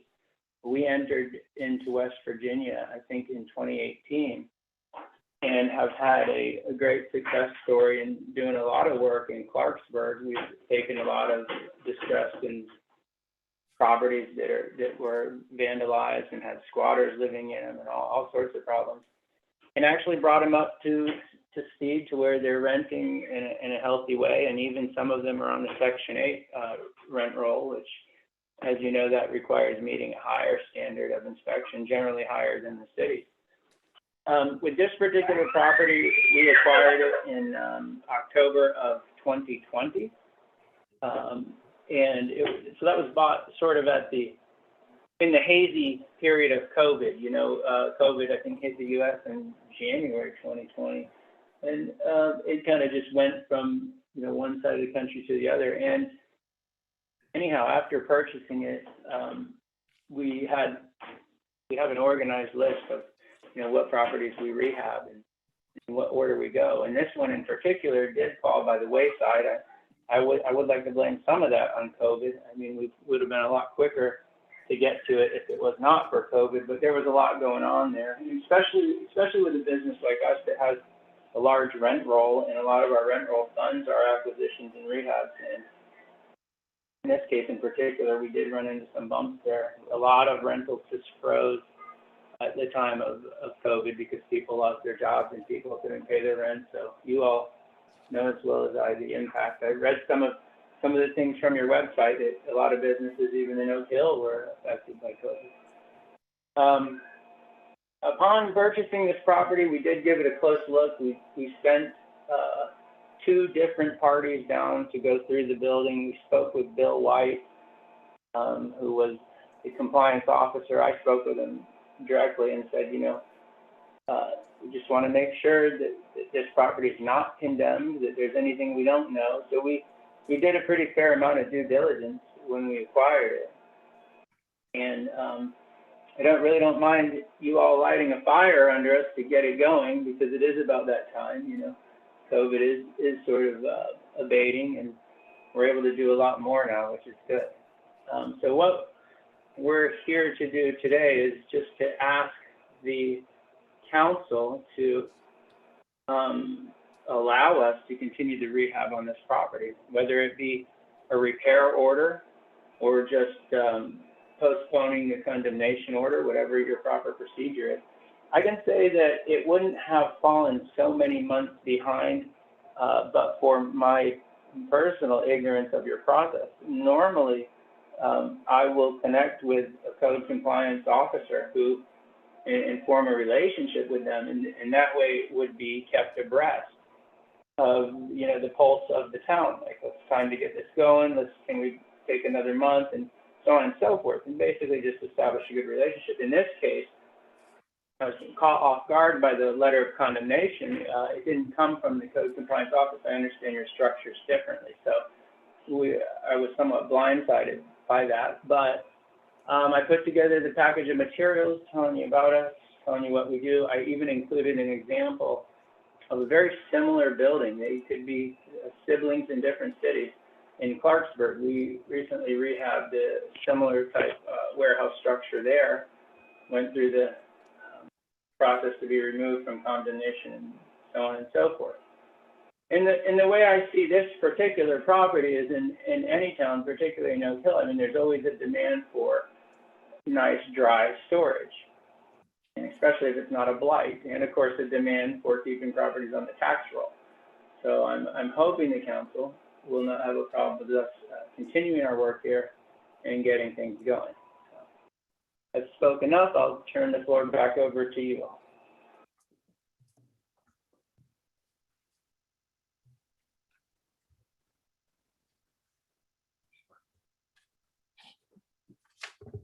Are we entertaining questions now? He opened it up to questions, Mr. Mayor. Mark, I'd have a question. You said you purchased it through tax, correct? Tax purchase? Just about, sir. Actually, I purchased this from Miss Runyon kind of referenced this process. So I purchased it from someone that was more or less in the same shoes as Miss Runyon. It was another West Virginia real estate broker who I've done a lot of business with, who he was the one that applied to redeem it from the state auditor. So we bought it from him, but as we took possession, it was still in the process with the state auditor, and we ended up having to pay additional fees to the state auditor to conclude that transaction. So if I understand the process and what you're saying, then the owner would have the right to redeem it within a year. Am I off base, Bill? A year and a half, isn't it? Year and a half? Yes, a year and a half, and I believe that process is over with. It's lapsed. Yes, sir. And I did hear you say that your plan for the building would be dry storage. Well, I just mentioned that off the top of my head as just one potential obvious use for the building. So this time you don't really have a definitive plan. Well, in my 16 years of being a real estate broker, I always adhere to the first thing they teach you when you're in your license. And they say every piece of property has the highest and best use. Find it and pursue it. So at this stage in the process, the concern at hand is just rehabbing the property, getting it into good shape. The prior ownership left a lot of debris. We're on our third dumpster now of pulling debris from that yard. We've already pulled 3 full-size U-Haul trucks out of the inside of the building. So we're doing our best just to get the junk out. You and said at the same time, we're Go ahead. I'm sorry, I interrupted you. Oh, sorry. And at the same time, we're putting up siding, we're putting some primer, we're putting some paint on it. We're just doing our best to go through it and get it presentable as quickly as possible. We also have an electrical permit that was pulled. We had a state electrical inspector visit. He passed our inspection, and there's a work order in with Mon Power. Well, the power would have been on weeks ago if it weren't for the need for the power company to replace the transistor. And that's line work that has to be done with Mon Power. But once that's done, we'll have dusk till dawn LEDs up. Mark, did you say Mon Power? Oh, sorry, that's Clarksburg. I got it wrong. Not Mon Power. Pardon. Appalachian The Power? local power company. That's correct. You said you had two persons examine the building or look at the building. Were they engineers, structural engineers? What? No, they were not engineers. They were West Virginia licensed handymen. I'm sorry, I didn't hear that. West Virginia license. West Virginia Handyman. handyman. Handyman. Did they It's give a you a, particular. Oh, continue, sir. Sorry. did they give you a cost estimate in terms of what you're thinking about repairing or securing or projecting to rehab? They did not. They gave me the photographs and intelligence and basically the communication needed for me to make that sort of estimate. Do you have a definitive timetable for completion or bidding or a contractor that you've already contacted? For this particular property, I don't have an outline with dates. That's something I'd be happy to provide and work with the town on. We could definitely put it to a higher level of organization. Right now, it's just overwhelming by how much is inside and around the property. Mr. Bennett, how long has this structure been there in this condition? Approximately. How long has it been burnt? Yeah. 2 or 3 years. So it's been standing for 2 or 3 years? With my memory, 2 or 3 years, yes, sir. But it was, most of the time, most of that period of time, it was litigation. Well, it was in no man's land, so to speak. Probate. As tax delinquent property. Oh, okay. So kind of, I might be repetitive. Walk me through where we are with this now and where we would be. Okay, before you is a recommendation to order the structure demolished. The same as the previous two items. Was this scored recently or was it scored like a while back? It was made it up to scored the and list? rescored. I'm curious as to when the work started on the structure now, just because we lit the fire under him with the notice, or? I'm sorry, Ms. Rose. When did they start repairs on this building? How close to our notice procedure? Was it started? Repairs before we were noticed started it? After the notice, I'm pretty sure, Mr. Upton. Look at the U-Haul dates, and we move in a U-Haul, that will give us a better answer. I had to do processing, start painting, put up my own site and whatnot. You have a timeline on when it's going to be like, you don't have to be fully completed, but just kind of a timeline of when everything will be completed?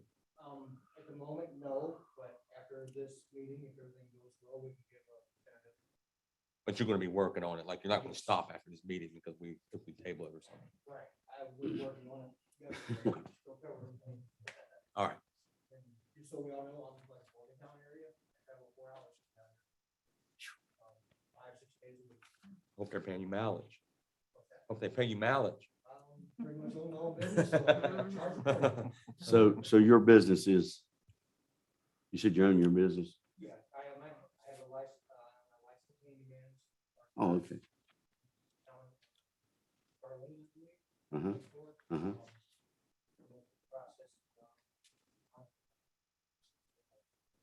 What has been done?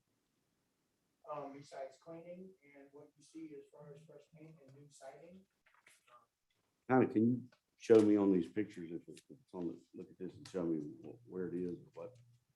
Right. Or is that on? Siding's right here. I think Yeah, this is like 2 days ago. Okay, okay. That's what the place looked like for the last year that I know of. So I see the painted wall. Now, where have you put siding up? Uh-huh, uh-huh. Oh, yeah.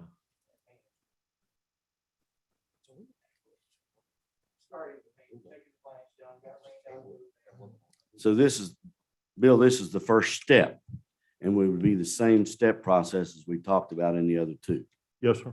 which was, as Mr. Oxley said, would be somewhere between 45 days or so for appeals or future presentations, It or more.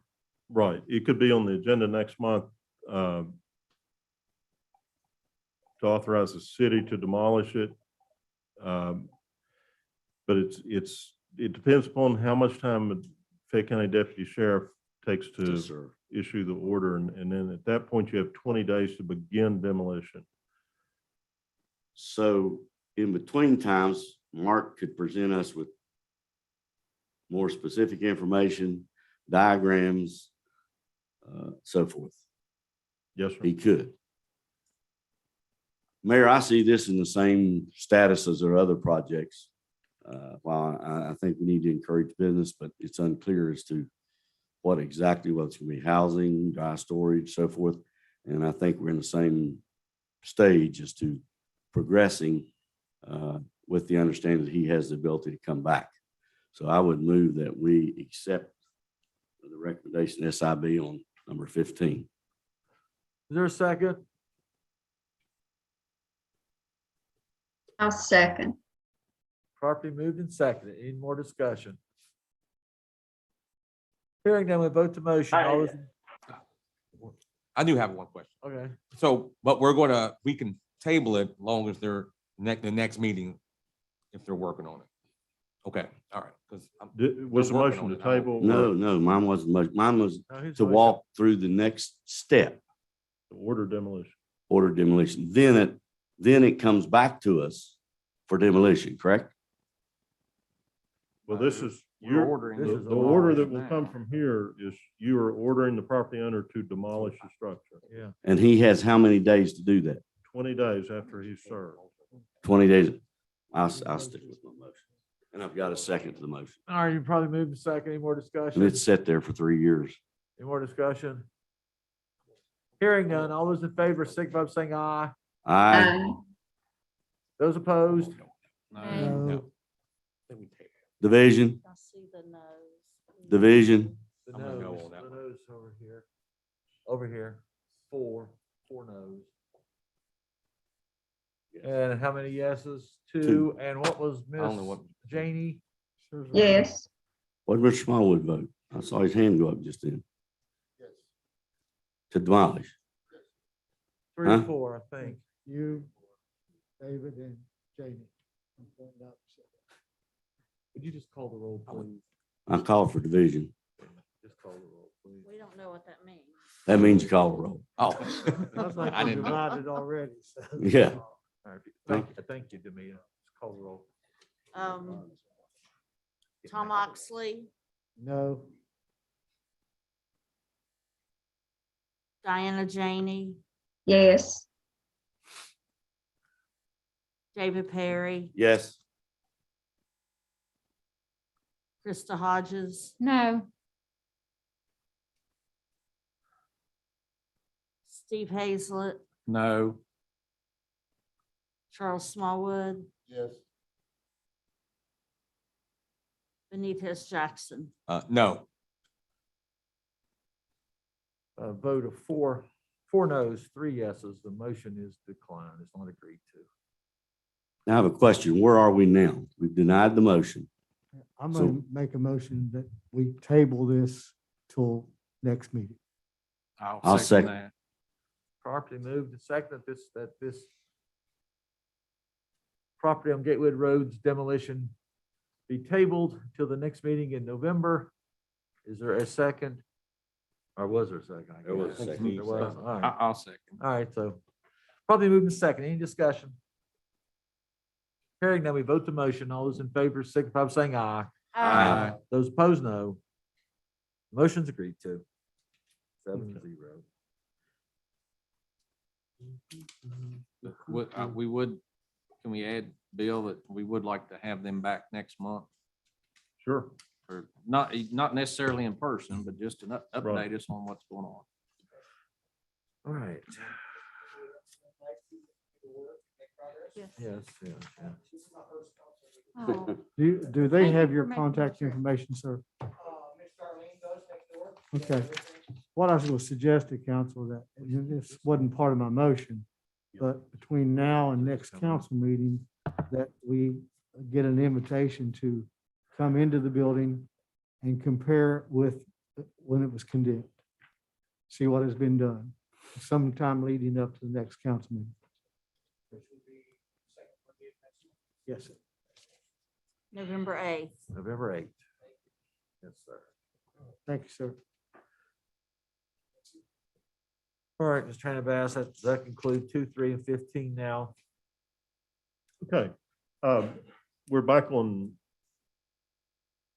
to item number 1 under unfinished business is ordinance approving submission of the City of Oak Hill's Home Rule Plan Amendment, the first reading. Mayor, having read the ordinance cover to cover, I make a motion that we accept this as a first reading. Is there a second? Second. Property moved and seconded. Any discussion? Hearing none, we vote the motion. All those in favor signify by saying aye. Aye. Those opposed, no. Motion's agreed to, 7-0. Okay, Mayor, we have already discussed item number 2 and item number 3 and item number 4. Consideration to adopt a resolution for the city to demolish the structure located at 219 Highland Avenue owned by Damon McDowell and Deanna Lawson. I make a motion that we accept the resolution by the Structural Inspection Board. I'll second that. The property moved and seconded. We accept the resolution to demolish the structure at 219 Highland Avenue. Mr. Hannah, can you tell us a little bit about that situation from the courts and all that kind of thing? I know it's been dragging on forever. Yes, sir. There was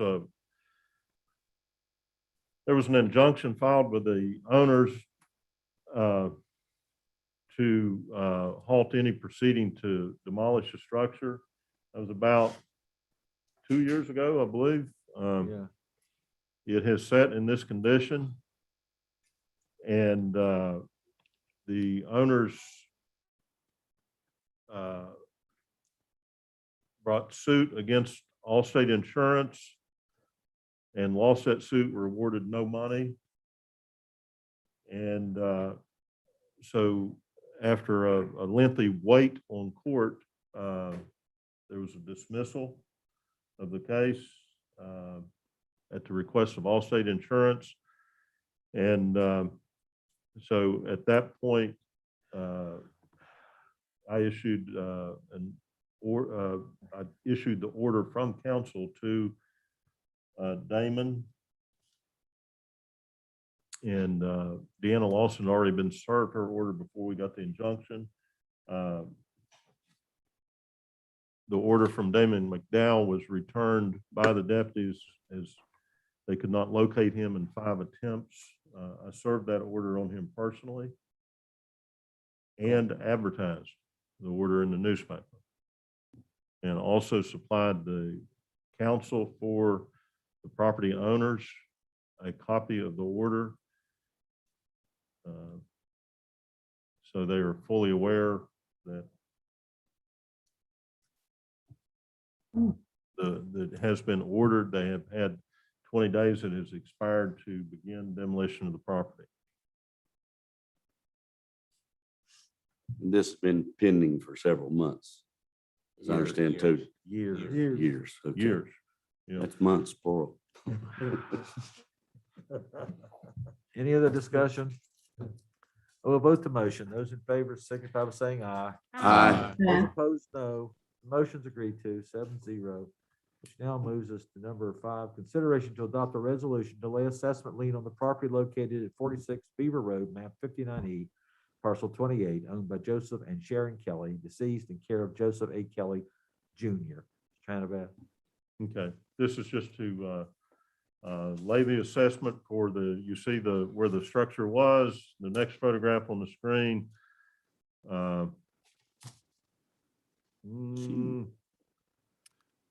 Photograph on your screen is the structure, and now it is demolished. Looks like this, and so this is just an assessment of the property for the value for the price that it took to tear the structure down. This is Diane. I'd like to make that motion. Is there a second? I'll second. Been properly moved and seconded. Any discussion? Hearing none, we vote the motion. All those in favor signify by saying aye. Aye. Those opposed, no. Motion's agreed to, 7-0.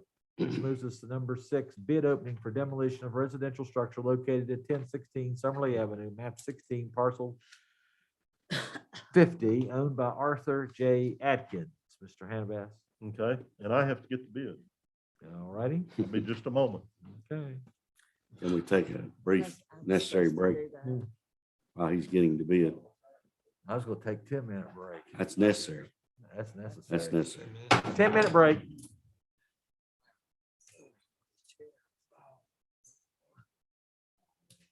I need to talk to you. Oh, God. It's not bad.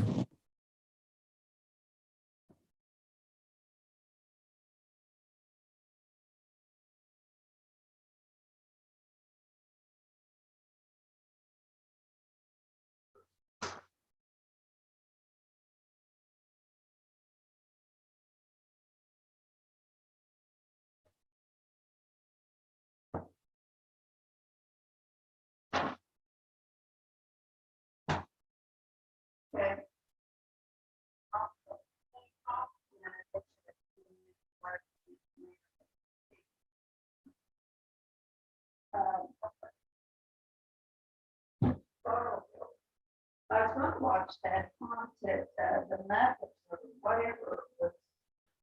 I couldn't even go to TV or. What, yeah.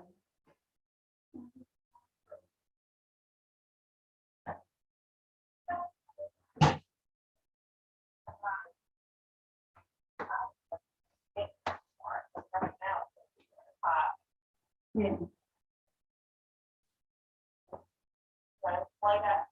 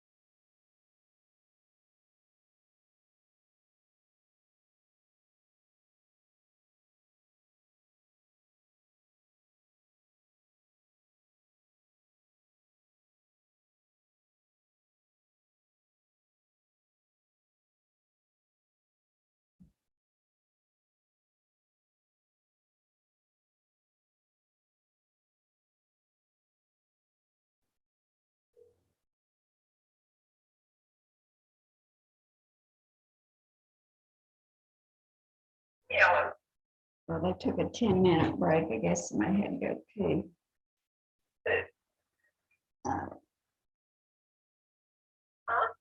Well, I don't know. They just took a break.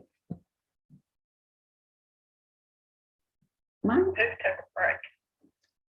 They gave us a 10-minute break. The mayor did. So I don't know.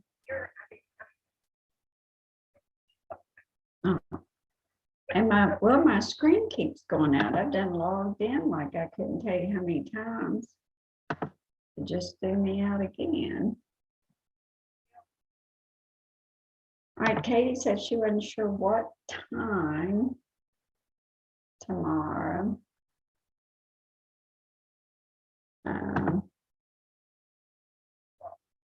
Well, that furniture didn't come today.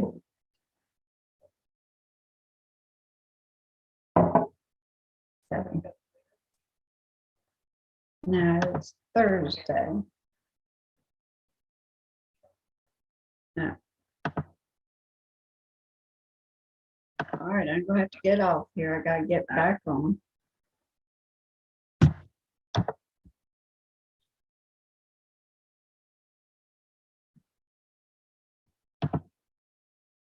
Ah, man.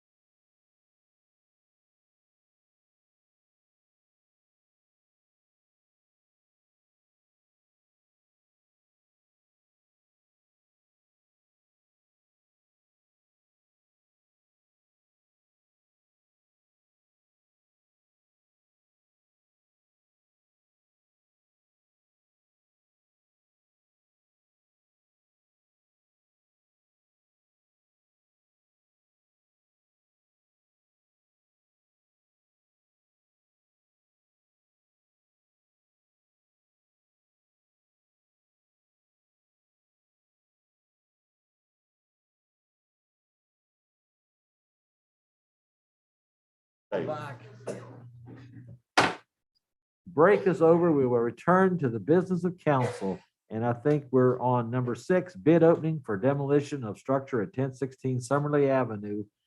Mr. Hannibas. Okay. We've properly advertised for a bid for demolition of 1016 Summerlee Avenue. And I'm opening that now.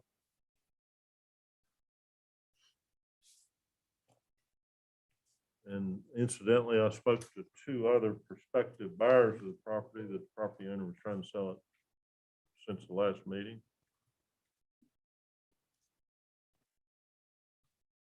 You have a price? I can't remember what the price was.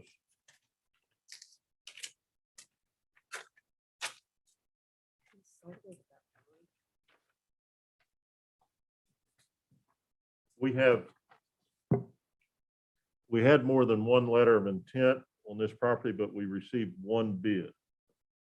And it is from Empire Salvage.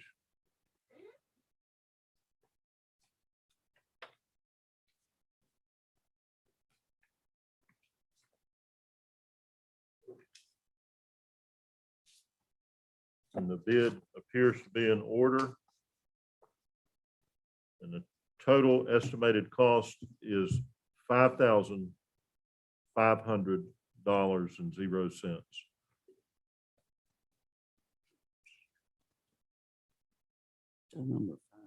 I make a motion, we accept the bid of Empire Salvage. I'll second. Properly moved and seconded, we accept the bid of Empire Salvage for the demolition of a structure at 1016 Summerley Avenue. Any discussion? Hearing none, we vote the motion. All those in favor signify by saying aye. Aye. Those opposed, no. The motion's agreed to 7-0. Which moves to number 7, Planning Commission recommendation to approve land classification from R2 medium density residential district to BR recreational business district to allow RV park at 4342 Lock Alley Road, second reading. So move. Is there a second? Been properly moved and second. Any discussion? Hearing none, we vote the motion. All those in favor signify by saying aye. Aye. Those opposed, no. The motion's agreed to 7-0. Which moves us to number 8, recommendation from sanitary board to establish a maximum distance for required connection to a main sewer line, second reading. Any motion thereof? So moved. Is there a second? I'll second. Properly moved and second. Any discussion? Hearing none, we vote the motion. All those in favor signify by saying aye. Aye. Those opposed, no. Motion's agreed to 7-0. Moves us to number 9. Appointments to boards, commissions, and committees, the Building Commission, the Rail Trail Committee, the Amphitheater Committee, and the Beautification Committee. Mr. Hannah. Okay, there are at least 2 council vacancies on the Rail Trail Committee and the Amphitheater Committee, and Ms. Wilshire held both of those positions prior. And I failed to speak with Ms. Hodges about it, but and of course council, but customarily we appoint the new appointed member of council to those positions, but that is entirely up to council. Mayor, I'd like to recommend Krista Hodges for the Rail Trail Committee I'll second it. and Diane Janey for the Amphitheater Committee. And I'll second that. All right, let's do the Rail Trail Committee. There's been a motion made and seconded to appoint Councilwoman Krista Hodges to that committee. Any discussion? Hearing none, we vote the motion. All those in favor signify by saying aye. Those opposed, no. Motion's agreed to 7-0. Now we go to the Amphitheater Committee, council vacancy there. A motion has been made to appoint Councilwoman Janey to that commission, to that committee. Was there a second? Yes. Properly moved and seconded. Any discussion? Hearing none, we vote the motion. All those in favor signify by saying aye. Those opposed, no. Thank you. I think it's also known as railroad. Yeah. No. Krista's worked with that Yeah, she's been at it for a long a time. long man. time. Yeah. Diane's right across from the amphitheater and she's worked with that. Okay, and I don't have any recommendations or know of anyone shown interest in the other 2 committees, and I'll try again. We have tried through social media, and I will try again for volunteers for that unless council has a recommendation for the Building Commission and the Beautification Committee. If, Oh, okay, That one, yeah, I was already on it. as a council representative. No. Okay, Yeah. Community member. So is the beautification a council appointment? no, you'll notice on the agenda here, on the story map here, there's a council vacancy on item B and I got you. C, Okay. but not so designated on D. So is there an opening there or not? Yeah, we'll look at the document. I'm looking at, I'm not seeing, who's on the beautification? Yeah. I'm not seeing, unless somebody's, these are term of council. You got Janae Booth, Judy Lively, Cindy Canterbury, Beth Burdette, Karen Jones, Sheila Malay, Barbara Ridenhour, Tom Oxley, Danny Wright, and Bill Hannibal. This beautification committee was when you guys were looking at the shape of the buildings and put a committee together to talk about the buildings in Oak Hill. Oh, That's what that was. Okay, for. this is a separate separate thing. Okay. So which one are we doing here? beautification, but But it's not the commission. It's Not this? No. Yes. It's the one Krista mentioned.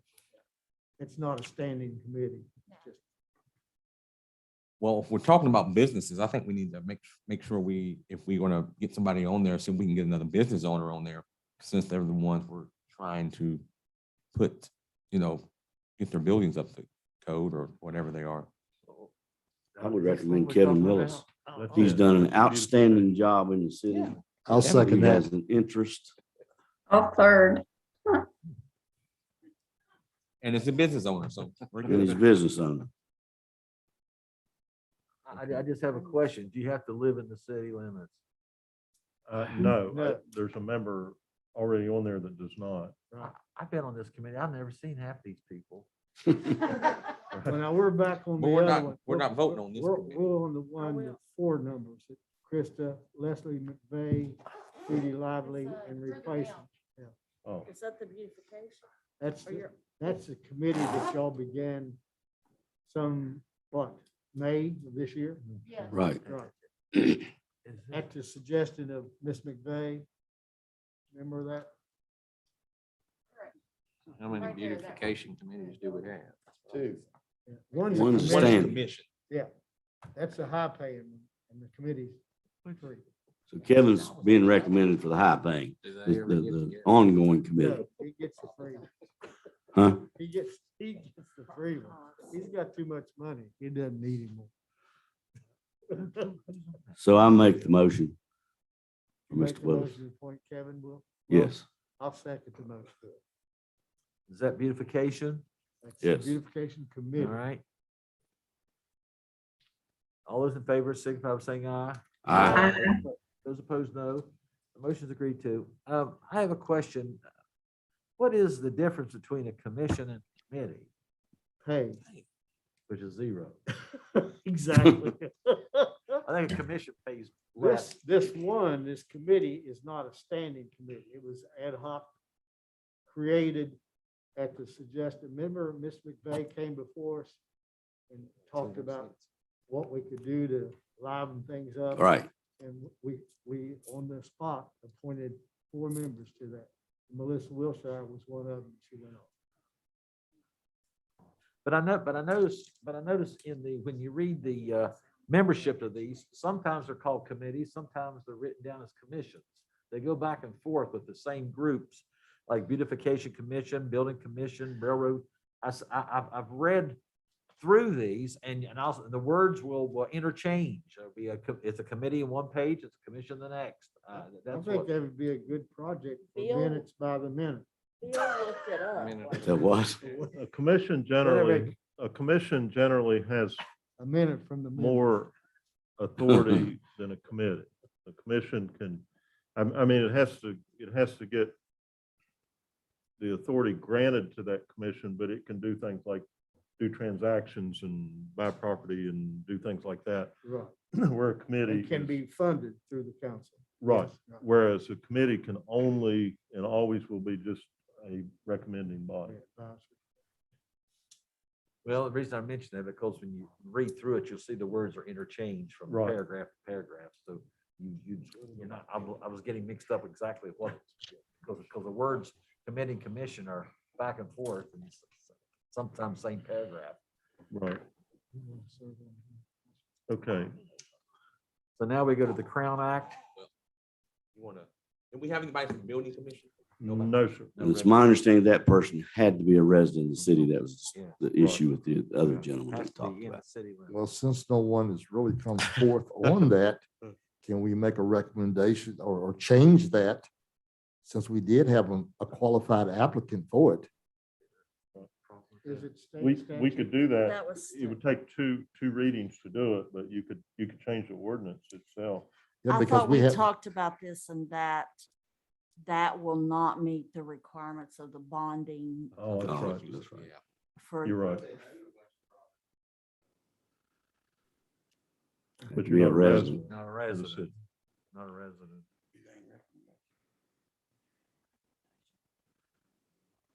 I mean, I'll check more into that, but I'm pretty sure that And- Is that That one you we did. could address through home rule? We Well, it could, but still you wouldn't could address matter. it through home The rule. bond. Yeah, but you can't Bonding make the company. bonding Well, people. But the bonding, Forget I said, All right. you know, All right, we'll come back and hunt for somebody for that one. yeah, then. we need to beat the bushes. Is a Crown Act next? I Yes. believe it is. Yes. Okay. Crown Act ordinance, Mr. Hannah. Okay.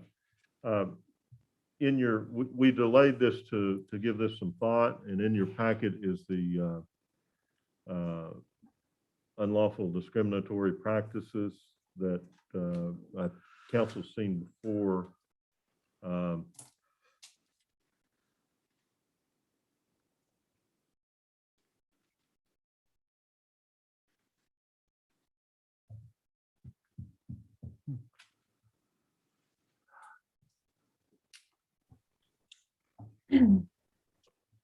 Bill, are we voting, are we making motions to adopt this ordinance? Is that what we're trying to do? Yes, sir. Okay.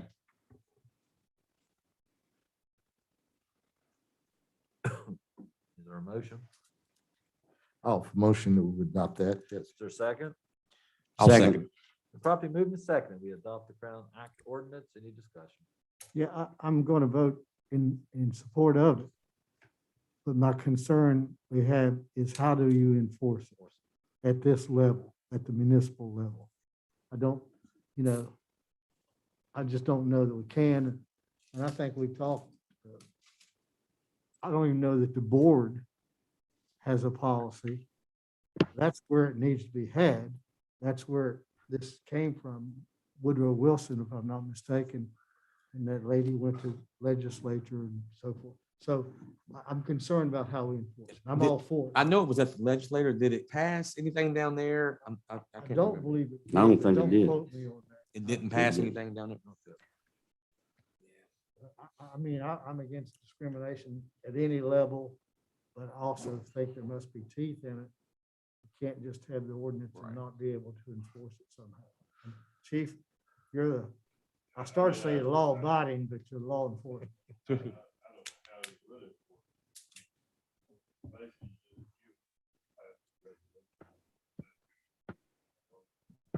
Even though it's an ordinance. It's just a resolution basically.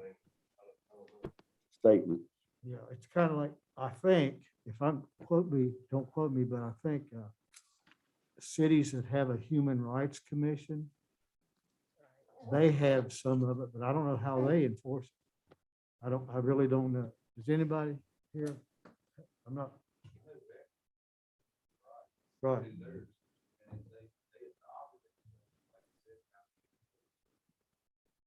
I think the Human Rights Commission has authority to do some of that stuff. I know, but what do they But I do? don't know. I don't know. I think it would be worth our time, Bill, Sanctions. ask for guidance from our city attorney, just, City of Beckley may have adopted it even, I don't know. But, So again, Tom, you're asking me to vote the motion down and move No. to table to the next meeting? I don't know, I mean, We can do it on second. we could do it on second reading. Okay. Let's go ahead, we've had it on here for 5-6 months now, Yeah. so let's go ahead and get this folks through, and then we maybe get an opinion between now and then. Been properly moved and seconded. Any more discussion? Hearing now, we vote the motion. All those in favor signify by saying aye. Aye. Those opposed, no. Motion is agreed to, 7-0. Moves us to number 11, Coordinator of Economic Development, Mr. Hannah. Okay.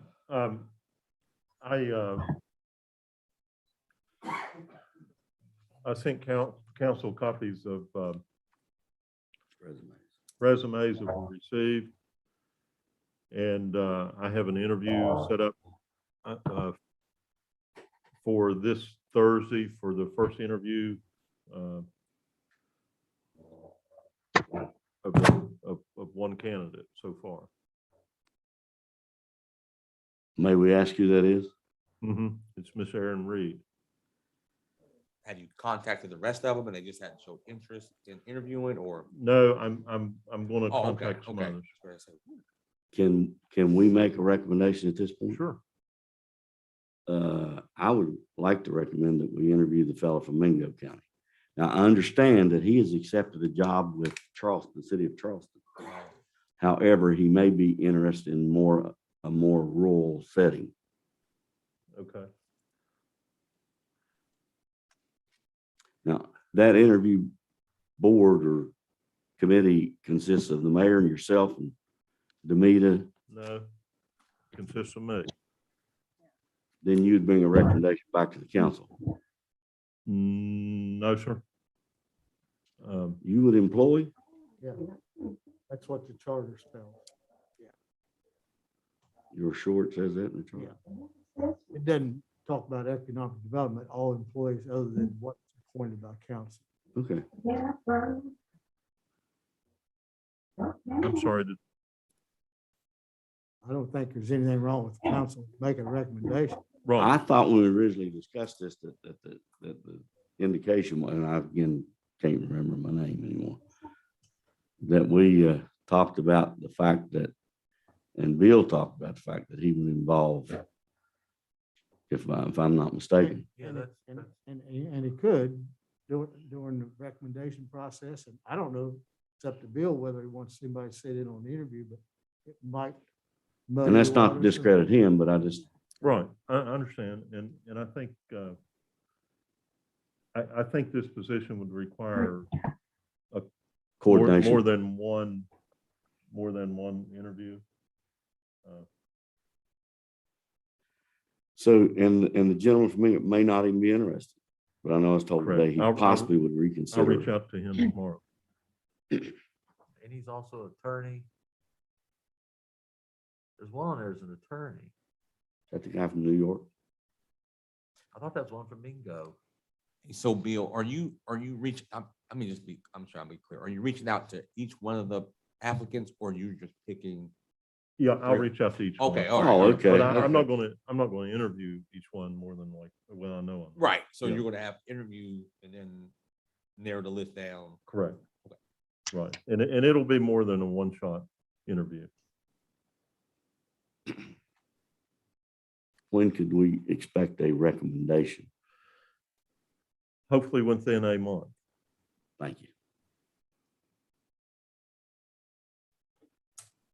But I mean, there can be some extenuating circumstances like availability this month of the fellow from Mingo County. So, You know, so there's really no motion necessary on this. I don't think so, Mr. Perry, Okay.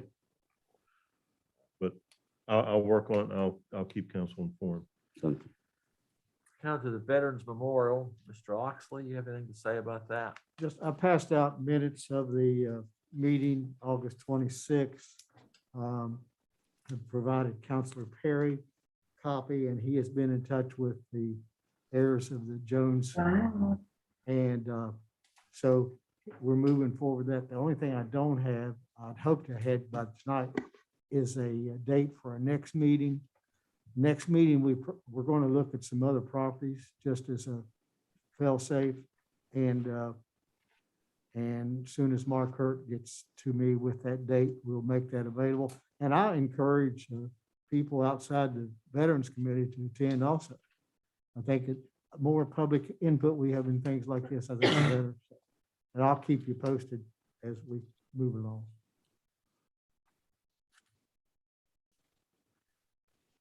I thank you, Mr. Oxley, for taking a real leadership move in this direction for this Veterans Memorial. I think it's something that's necessary. And I've been traveling around, Mayor, as I do in my job, and I've seen lots of, and Yeah. some of the smaller communities have some of the nicest. They ones. do. So They do. it needs to be well thought out, location and what Yeah. we want to see there, I think. So I think it's gonna be a good thing for us. I do too. Yeah. Thank you. So is there a motion regarding that? I don't think. Don't you need it. one. No. All right. Now the vendors policy, Mr. Hannah. Okay. We've had a meeting and we're tardy to have another meeting. Mr. Willis is on the committee and a couple other folks. We had someone attend, like you were talking about, that's not officially on the committee, but the more the merrier. In your packet are several examples and a couple that were submitted by a member of the committee. And bottom line is there's a little bit more work to do on that. There's one actually just newly adopted by Fayetteville, actually, a couple small problems with it that I'd like to work through with the committee, but it's pretty simplistic and I don't think it frankly will work the way it is, but it's simplistic in design and I believe that's the road we want to go, but theirs is not well written. So some of those we've seen takes 2 attorneys and 3 accountants to figure out That's what true. it says. So That's true. I think the simpler the better. Beyond, so I agree with you. There's nothing there for that one either. No, sir. We now move to the foul ordinance. Mr. Hannah. The recommendation from the planning commission is to leave Chickens. the ordinance as is. Mayor, I'd like to make a recommendation. And I agree with Ms. Hodges on this. And I think we indicate what you said earlier, this been going on since 19 and what, or 18. 44. Uh, I think the chickens that are dead. Mrs. Hodges said she felt Maybe. like, or if I may be misspeaking or not misspeaking, but if she can fill in if I'm mistaken, that she felt like there was a lot of valuable, intelligent time spent on this issue. So with that, I'd like to recommend that we remove the planning commission from it. Because they have said that if someone comes and meets all the criteria, there's nothing they can do as far as denying.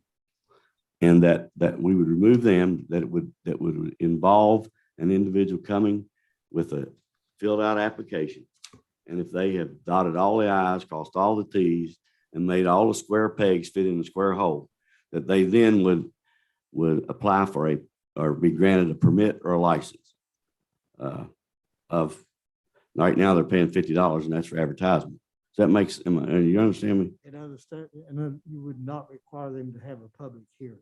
Is that correct? Right, because because I understand in talking to those commissions, and Bill can bear this out, and Tez is on it, they can't deny it if they've met all the listed criteria. Even if the public meeting, they can't. So I'm just saying it's a lot of, in my opinion, a lot of wasted time. I agree with that part.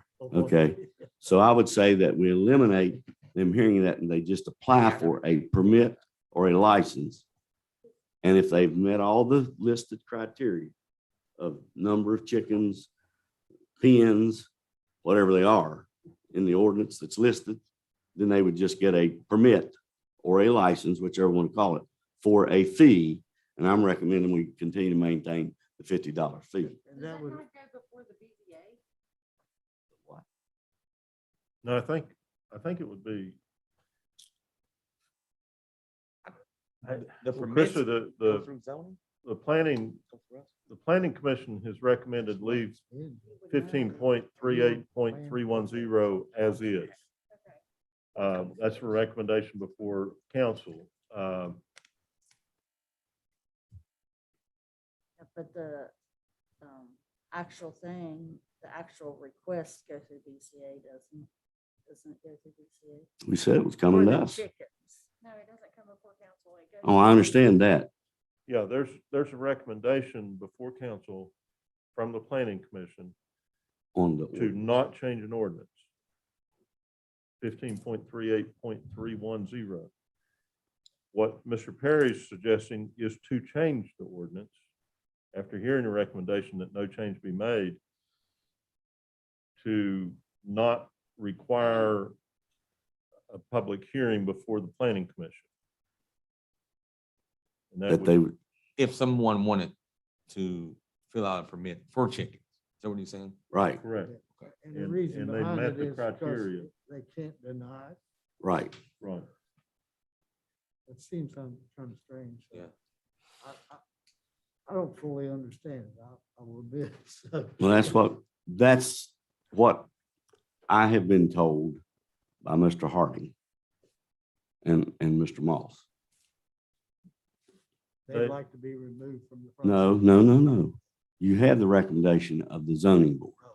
And I'm saying if Tom Oxley wants chickens and he's met every item on that list, on the ordinance for getting chickens, he no longer would go, it no longer would have to come for the zoning commission, as Ms. Hodges said, which, or as she inferred, is a waste a lot of time since they can't deny it anyway of those zoning commission members.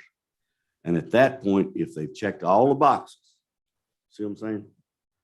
Then they would just simply apply for a license or a permit or whatever you want to call They it. just apply to the city I manager's can't hear office. you. Yes, yes, yes. But I'm not sure that the list is in those ordinances. What list? I thought it was. The list of things to check. I thought that was why they went to the. The ordinance I saw was. None of, I've been on there, but no. You know, we do have Adam on the line who sits on the BZA. Are we talking zoning commission? Adams. The request goes before the BZA, not the planning commission itself. I thought, you're on the planning. I'm on the planning commission. Yeah, Do and you he talk, hasn't- do he you hasn't do heard it. chickens? I haven't heard anything about chickens. Well, they're Except every, this right it's here. Now, we every did do month, this. We right? did do Well, this. where'd we get this recommendation from? The It's planning Well, commission. Okay, they're making the recommendation on the planning ordinance. That's what they do. But the BZA actually hears the request to have chickens. okay. So you're just taking the BZA out of it. But I just thought. I don't think that we ought to that waste list- a lot of those people's time period to have to hear it. I agree. Whether it be because the it's zoning a commission lot or the of- BZA or the whoever. Right, it's a lot of, It's a lot of because unnecessary. we have to advertise, you have to Right. do all this stuff, and they're giving them to everybody. And if I meet all the requirements, you just give me a permit or a license. I just didn't think the requirements were listed in the ordinance. Well, they're listed Yeah, somewhere. yeah, there's a distance requirement. Right, There's a requirement that you can only have 6. right. There's a requirement you can't have roosters. I think your yard has to be so big too. right? Yeah. Your And yard- so far from the line. So far from the property line or other structure, but there's a list of criteria. I mean, if you all feel more comfortable, I can look the, I'm looking it up now. What's the Well- code? It's 1538. And Adam's on there too, that he might have something to. It's 50, yeah. 1538. Well, Yes, so sir. then we have to change it to say, just take out that. I think they're part. trying to chicken out. yeah. I hope they Starting don't to ruffle smell any foul. feathers. 1538, 240. No, it's That's wrong on there. 1538.310. So they got that wrong. Won't you have to change it in plan, if it's conditional use now, won't we have to change zoning to make it? Can you all hear me? This is Adam. Not, Yes. Yeah, Krista's right. It's the Board of Zoning Appeals that hears them. And it's basically, we sort of do it like a variance or conditional use. And you are correct, Bill, and I know others said that it's in the ordinance, that it spells out very, very completely what kind of requirements you have to meet. And we've said a number of times on Board of Zoning Appeals that, we have not had a single case yet that we have not passed through because everyone has been able to meet those requirements. And quite frankly, the zoning office itself could figure out whether people met those zoning requirements or not. And the reason they have to pay is because we have to do a legal ad. If it weren't for the fact that we had to do an actual legal ad, we probably wouldn't have to charge them what we do. So rather than the zoning commission, I recommend we eliminate the BZA to have to hear the hearing or to have to approve or disapprove. And if they, as Adam said, if they've met all the listed items, but I'm still held to a permit fee. If you build a building, you got to get a permit. If you, Well, and then that way, Commissioner or Councilman, that way you know for a fact that somebody who's going to have them understands the policy and that there's contact there. right. Yeah, the permit can state the 8 conditions that they Right. have to meet. Right. Okay. So that's my motion. I done forgot. What I was have it? no idea. I what couldn't that is. restate it. Mr. Hannibal will have to restate that. Does it be on this? I think the confusion is that the BZA hears the individual cases, but planning makes recommendations to council. So there's, No, it doesn't come to No. council. no, makes recommendations to ordinance. council for ordinance changes that pertain to zoning. Okay. But we understand, Adam left a chat that it goes before BZA. Chris has said that. I understand it goes before BZA, but we're dealing with the planning commission on this because So, I'm sorry, Bill. they were recommending not to change the ordinance, but of course, council can change the ordinance after hearing To the recommendation. And I'm To just your making point, the Bill, I recommendation. think it's because it's a conditional use. Is it listed as a conditional use or a variance, and that's why the BZA has to hear it? Conditional Yeah, use. so that's what we need to change. is That, to we'll That's have what to needs to be change it. changed. Yeah. So Yeah. do we have to send it back down to planning and zoning to change it? No, Okay. No. No, I think, in my opinion, I might be wrong, but I think this is good enough for council to, if you desire to change the ordinance. But we'll have to change it from a conditional use to a permitted use. and that But would be council all can do part that. of the amended, or not the motion tonight Right. that we would put out for 2 readings. Correct? Right, this would be the first. If reading. it would pass. So don't accept the recommendation of the planning commission and eliminate the conditional use from the ordinance or And- variance or And whatever. grant a permit. So we're And not going to fee. accept the recommendation of, Right. So that'd be the first motion then. so why aren't we accepting that recommendation? Because it's recommending that you not change. It's not the wanting any change. Oh, gee, okay. So I'll move we not accept the recommendation of the zoning or BZA planning commission. Thank you, Krista. I'll second your motion. All right, so properly moved and seconded that the council not accept the planning commission, is that the one? Right. Yes. Commission, not committee. Any discussion? We've just about pecked this to death. Yeah. Oh, God. We have pecked this to death. All right, those in favor, signify by saying aye. Aye. Those opposed, no. The motion's agreed to, 7-0. Now I move that we eliminate people having to go to the planning commission. And BZA. planning, huh? We're changing BZA. it from conditional to permit. Right, she said that, yeah. Right. And that we charge, or they would be responsible for paying, I'm receptive to anything, but I'd say maintain the $50, as Adam said. He didn't say the $50, but he said that way you have a check and balance as to what. Yeah. You have some skin in the game. Right. Or some feathers. Are you making a recommendation?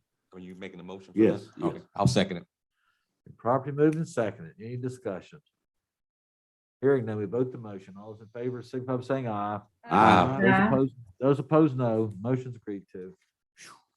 Okay.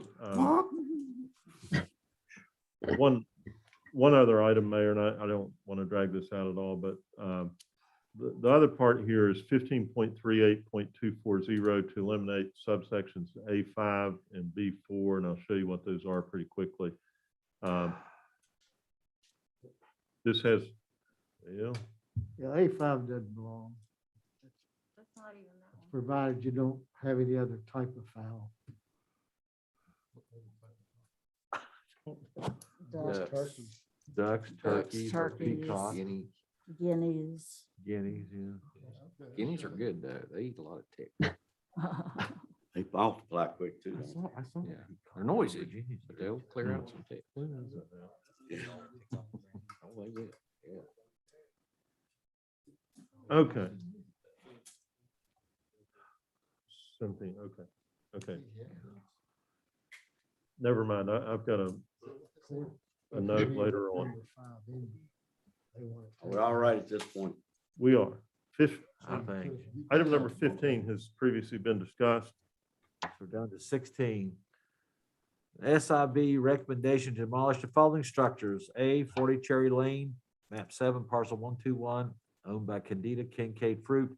And B, 101 Church Street, map 32, parcel 416, owned by Gray Mill Holdings. Mr. Bass. Okay. These two structures, and I'm going through the photographs quickly, are both before you for a recommendation to demolish by the owner. Oh, that's right there. Yeah. That one's been there for years and years, hasn't it? Correct. It's in bad shape. Oh, absolutely. All right. You show That's them. 10, that's 101 Church Street, and then that's B, and then number A is 40 Cherry Lane. And at a distance, the home doesn't look that bad, but as you can see close up, it gets a lot of moisture, severely damaged. I believe, Mr. Smallwood, you looked at that structure. Is there a motion? Is there a second? Second. Wait, till Mr. Perry gets back to vote.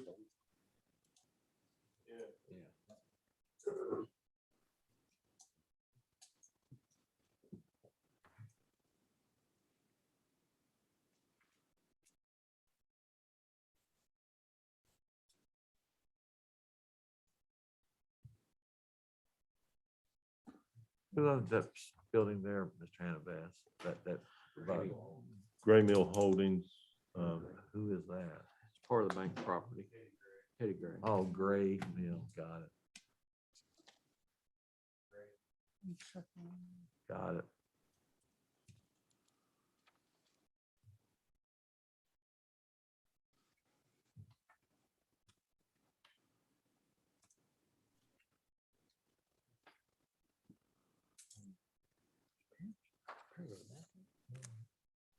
Only the 15-minute break. What do you do?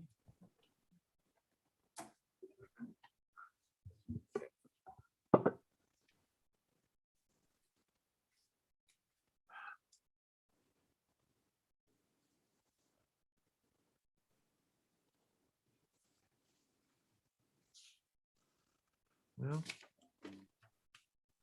Perry coming back. I believe so. There. Waiting for you, Mr. Perry, so you can cast a vote.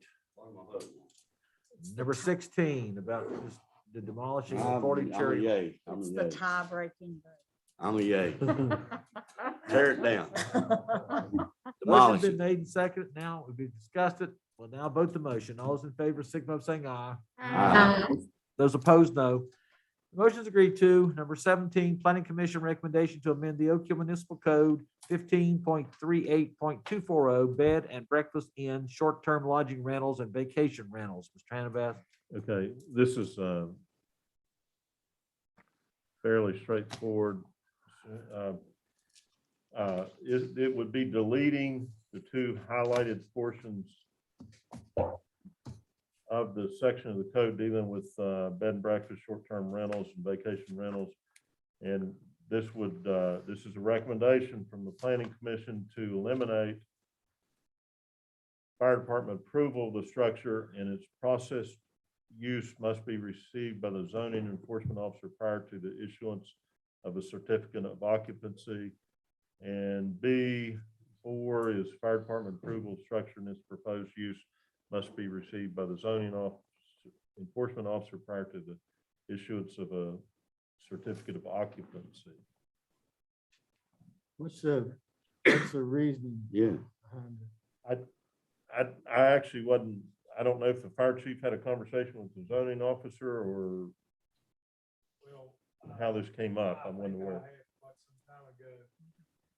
Guidelines like this are reviewed and approved by the state fire marshal's office during inspection.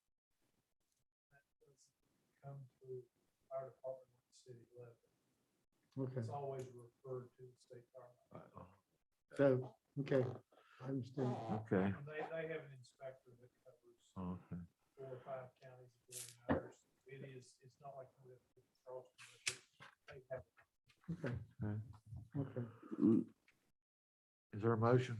My understanding that this is becoming more and more an issue and prevalent, and that the city of Fayetteville is dealing with the same thing. And more of these bed and breakfasts and what do you call them? Airbnbs are popping up. So I think we need to do an extensive review of this ordinance. Mm-hmm. Yeah, I'll tell you too, one of the focuses from the municipal league with the state legislature is to, correct me if I'm wrong, Demita, but some of these short-term rentals try to not pay hotel Right. motel tax. Is that correct? Well, And- they can do that if they stay longer than a month. And many of them are out of state, owned by out of state interests too, I understand. I think it needs to be looked at very carefully. I agree. But they're, One of the things about it, the Association of Airbnbs, I think they're pretty good at collecting things like hotel motel tax. I would love to see more long-term rental property in the city of Oak Hill developed into Airbnbs. They live and die by their 5-star rating. If you do not maintain your property, you're going to lose money, a lot of money out of your pocket by not having them rented. I don't have a negative opinion about Airbnbs. I think it's I don't have it about them specifically. I'm talking about payment of being a hotel motel tax. I know they're some of paying these right areas- now better than the hotels. So Tom, Well, but it's not a lot of taxes that we're getting from them, but they are paying. We I don't have a mean, lot. but as They they pay- grow, you would have we're the potential to getting gain more more, and more. correct? It's, for us, I think it's hard for us to keep up with I know, them. I know Matt has If we don't mentioned know. in one of our But- meetings, when we had some of these Zoom meetings, he mentioned that's a problem in Fayetteville, that they're running out of houses for people to come in and buy and live there right. because of that. So, But as far as paying B&O tax and hotel motel occupancy tax, their association does an excellent job. But And I'm they- also concerned about outstate owners' interests and where these are located. And I think a lot of those issues need to be looked at. And I'd ask permission for Mr. Willis to speak, since he's kind of followed Fayetteville at some of the potential issues and discussions they're having, if he would.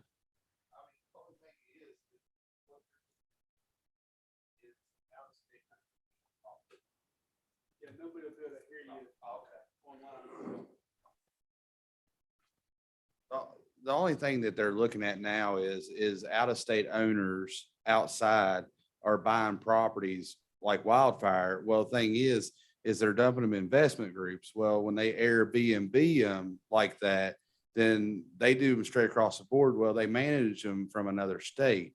So, I mean, yeah, it looks great on paper and everything like that. But on the same token, the properties, once they get used up or get trashed, then they get left to the side and then dumped off. And then they move to the next or however they want to do it. That's what they're looking at on a couple of those, because you do have to keep your 5-star rating and all that. What they're looking at is bringing the management companies of these Airbnbs closer to the properties.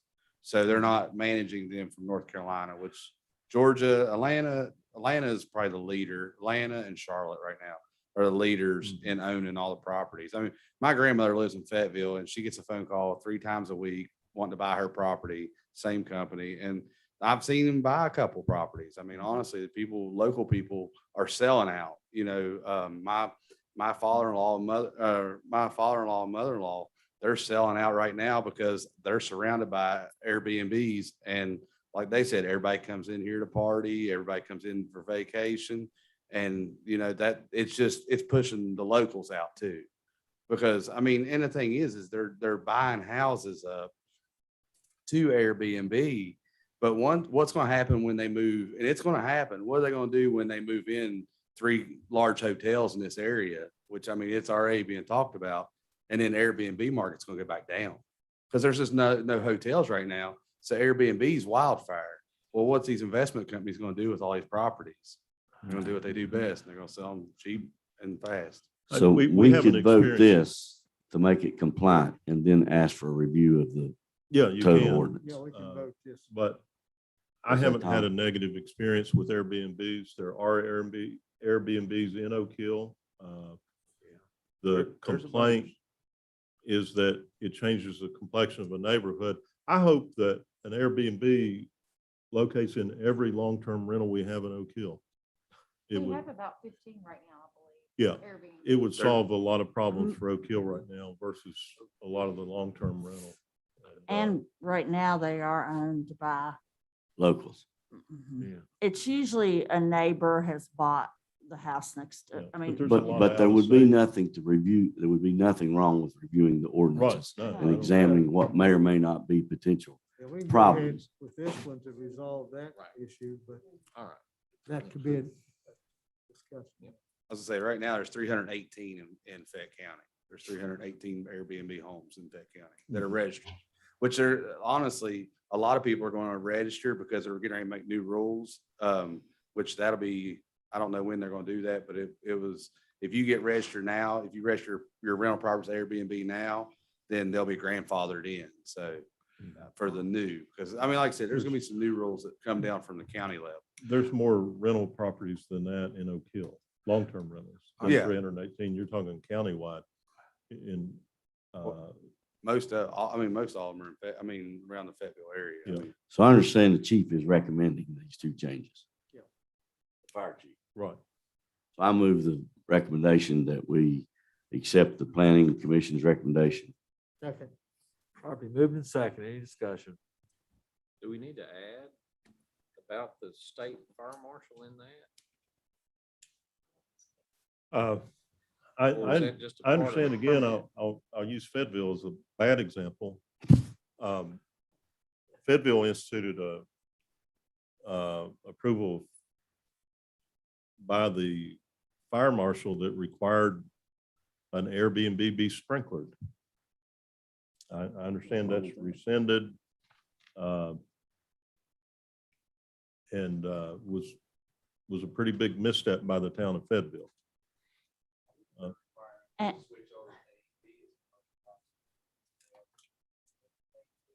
Mhm. Well, they have to be permitted here as a conditional use, and I don't know.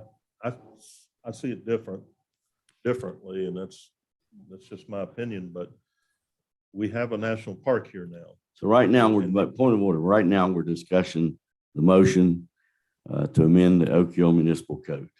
Yeah, And you have before you a motion, Mayor, in a second. and a second. Okay. Then we can discuss Airbnbs. All right, we'll vote the motion. All those in favor, signify by saying aye. Aye. Those opposed, no. Motion's agreed to. I just have a question for Mr. Willis there. How do they pick out which houses they want to buy? Do they actually come and look at them or just take them unseen?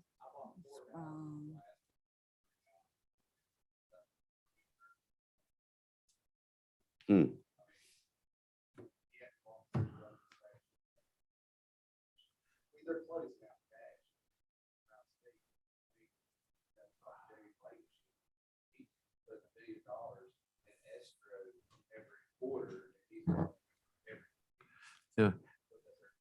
Are they giving you market prices?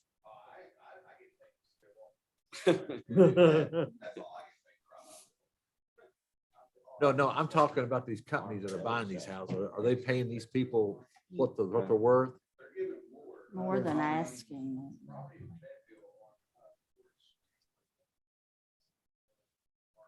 Yeah.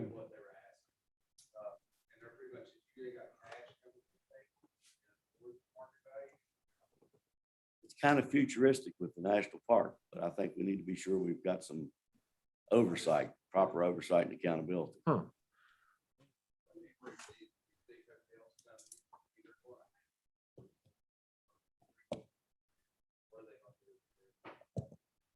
I think it's, Long-term rentals. I think Yeah. they're still I don't- in Airbnb market. I don't see it being My wife would sooner stay there than she would up in Airbnb. All right, Did we vote? we already Yes. voted. Brings us down to future agenda items. Let me just make this comment under future agenda items. I think Mr. Perry brought this up at the last meeting regarding a committee to look at developing instruments for the evaluation of the city manager, the city treasurer, and the chief of police. And the committee is made up of the city treasurer Johnson and Mayor Wright and city manager Hannah Bass and Krista Hodges from city council and Chief Wisman.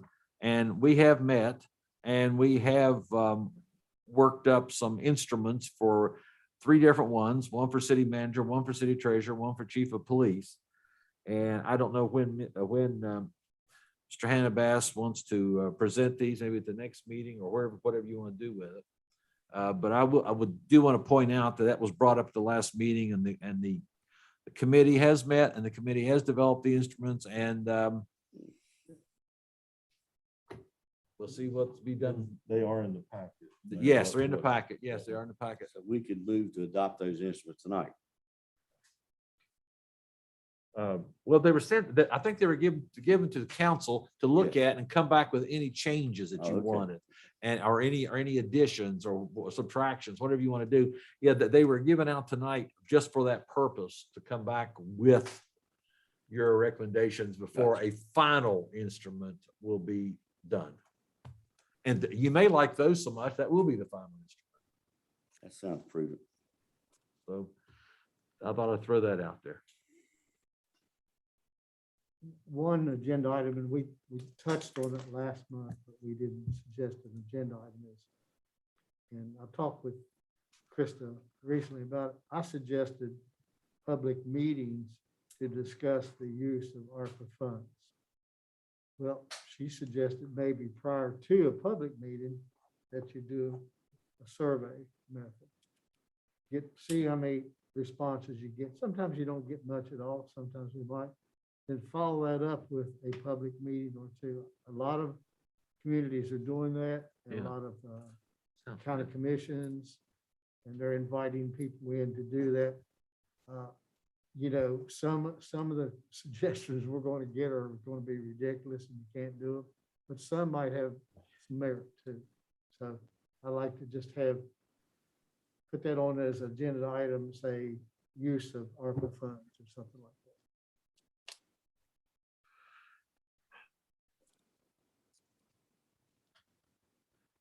Any other future agenda items anyone wants to have Mr. Hannah write down? Mr. Perry?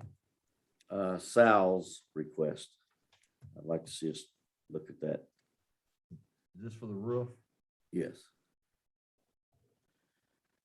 Also, of course, you addressed evaluation, and I agree with you. City Hall, we received the appraisal. Where do we need to go now? Because the purpose of the appraisal was to have comparative data to a new structure. Tom, you'd be more familiar with that. What? My suggestion, the next step would be to get someone smarter than me to come in and say, consider the purchase price of BB&T, and then look at what it's going to take financially to upgrade it to a use for City Hall. I think space-wise, and don't quote me on this, you're probably more familiar than anybody, space-wise, there's probably plenty. Is it, you know? I guess what I'm saying, I understand that the recommendation has been made to what it would cost if you wanted to make changes. And that it was supposed to be further reviewed for the mold situation. I guess what I'm saying is at some point we talk BB&T versus new. We need a concrete figure on what new would be in terms of structure, excavation and so forth. you know, we had $1 million ballpark. So where would we go to get, We just we need would have to employ an establish- architect or what? Establish criteria, and you probably could get one or two architects to do that pro bono without any cost to the city. But you need to develop what your criteria, is. Single level, square footage, those type of things. I'm pretty sure that I can get a pro bono workup from Thrasher, and I'm sure that there are others that'd be willing to do it just to get their name out there. So I would suggest that we proceed with getting a second, Footprint, yeah. huh? A footprint, so to speak. Yes, yeah. yes. And that Tom worked with Bill to develop the specs or the criteria or along with the mayor, the three of you guys work on How it. much space do we have, Bill, now here, this level, you know? Yeah, just a minute, I'll tell you. The two-story portion's about 2,400 square feet per floor. And then, of course, this section we're sitting in is additional, so it's another, you're looking at probably 3,800 square feet. Now, that doesn't include the basement. Right. The basement is a large asset too. Would you need a basement? Well, we'll either need a basement or we'll need to put a couple of large vehicles that can't stay outside in Oh, the that's winter right. time. That's right, you have the. So we Sure, don't, correct. we need a place to park a couple of vehicles. So again, I would recommend that for a future council item, that the mayor and Bill and Tom come back with a footprint, you said, Tom, Yeah, I mean, if that's reasonable. and Time period. we have the property, the only thing you'd have to add into that footprint would be excavation and a roadway, parking lot. Yeah, and furniture. Because I remember when they did the police department, the chief was having trouble with furniture. Furniture.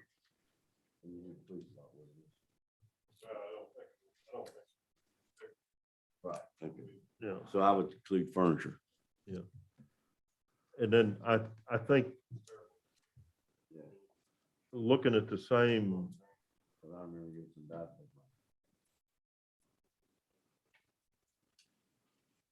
the other issue too, that will eventually be addressed if we don't use this city hall is the fact we have an amphitheater beside the city hall that relies on power from within this building.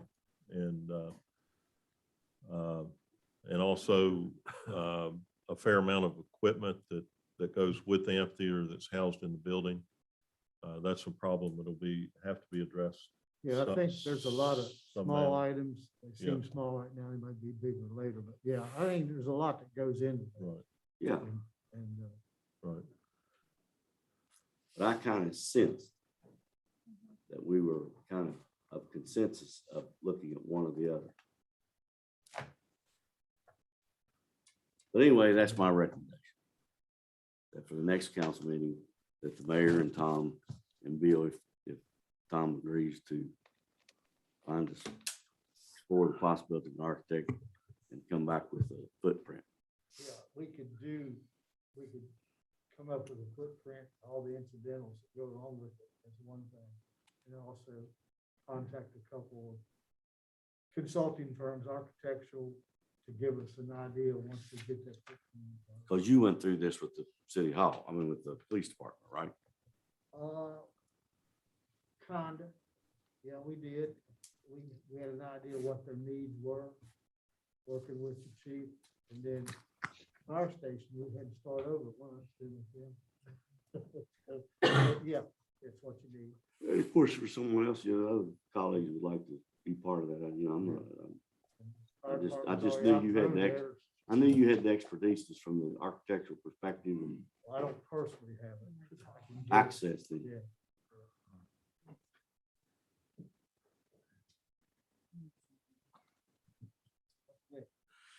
I like Mr. Perry's comment that we need to get some concrete proposals here. I can mute one mic. at a time. Anyone other comments for the next meeting agenda items?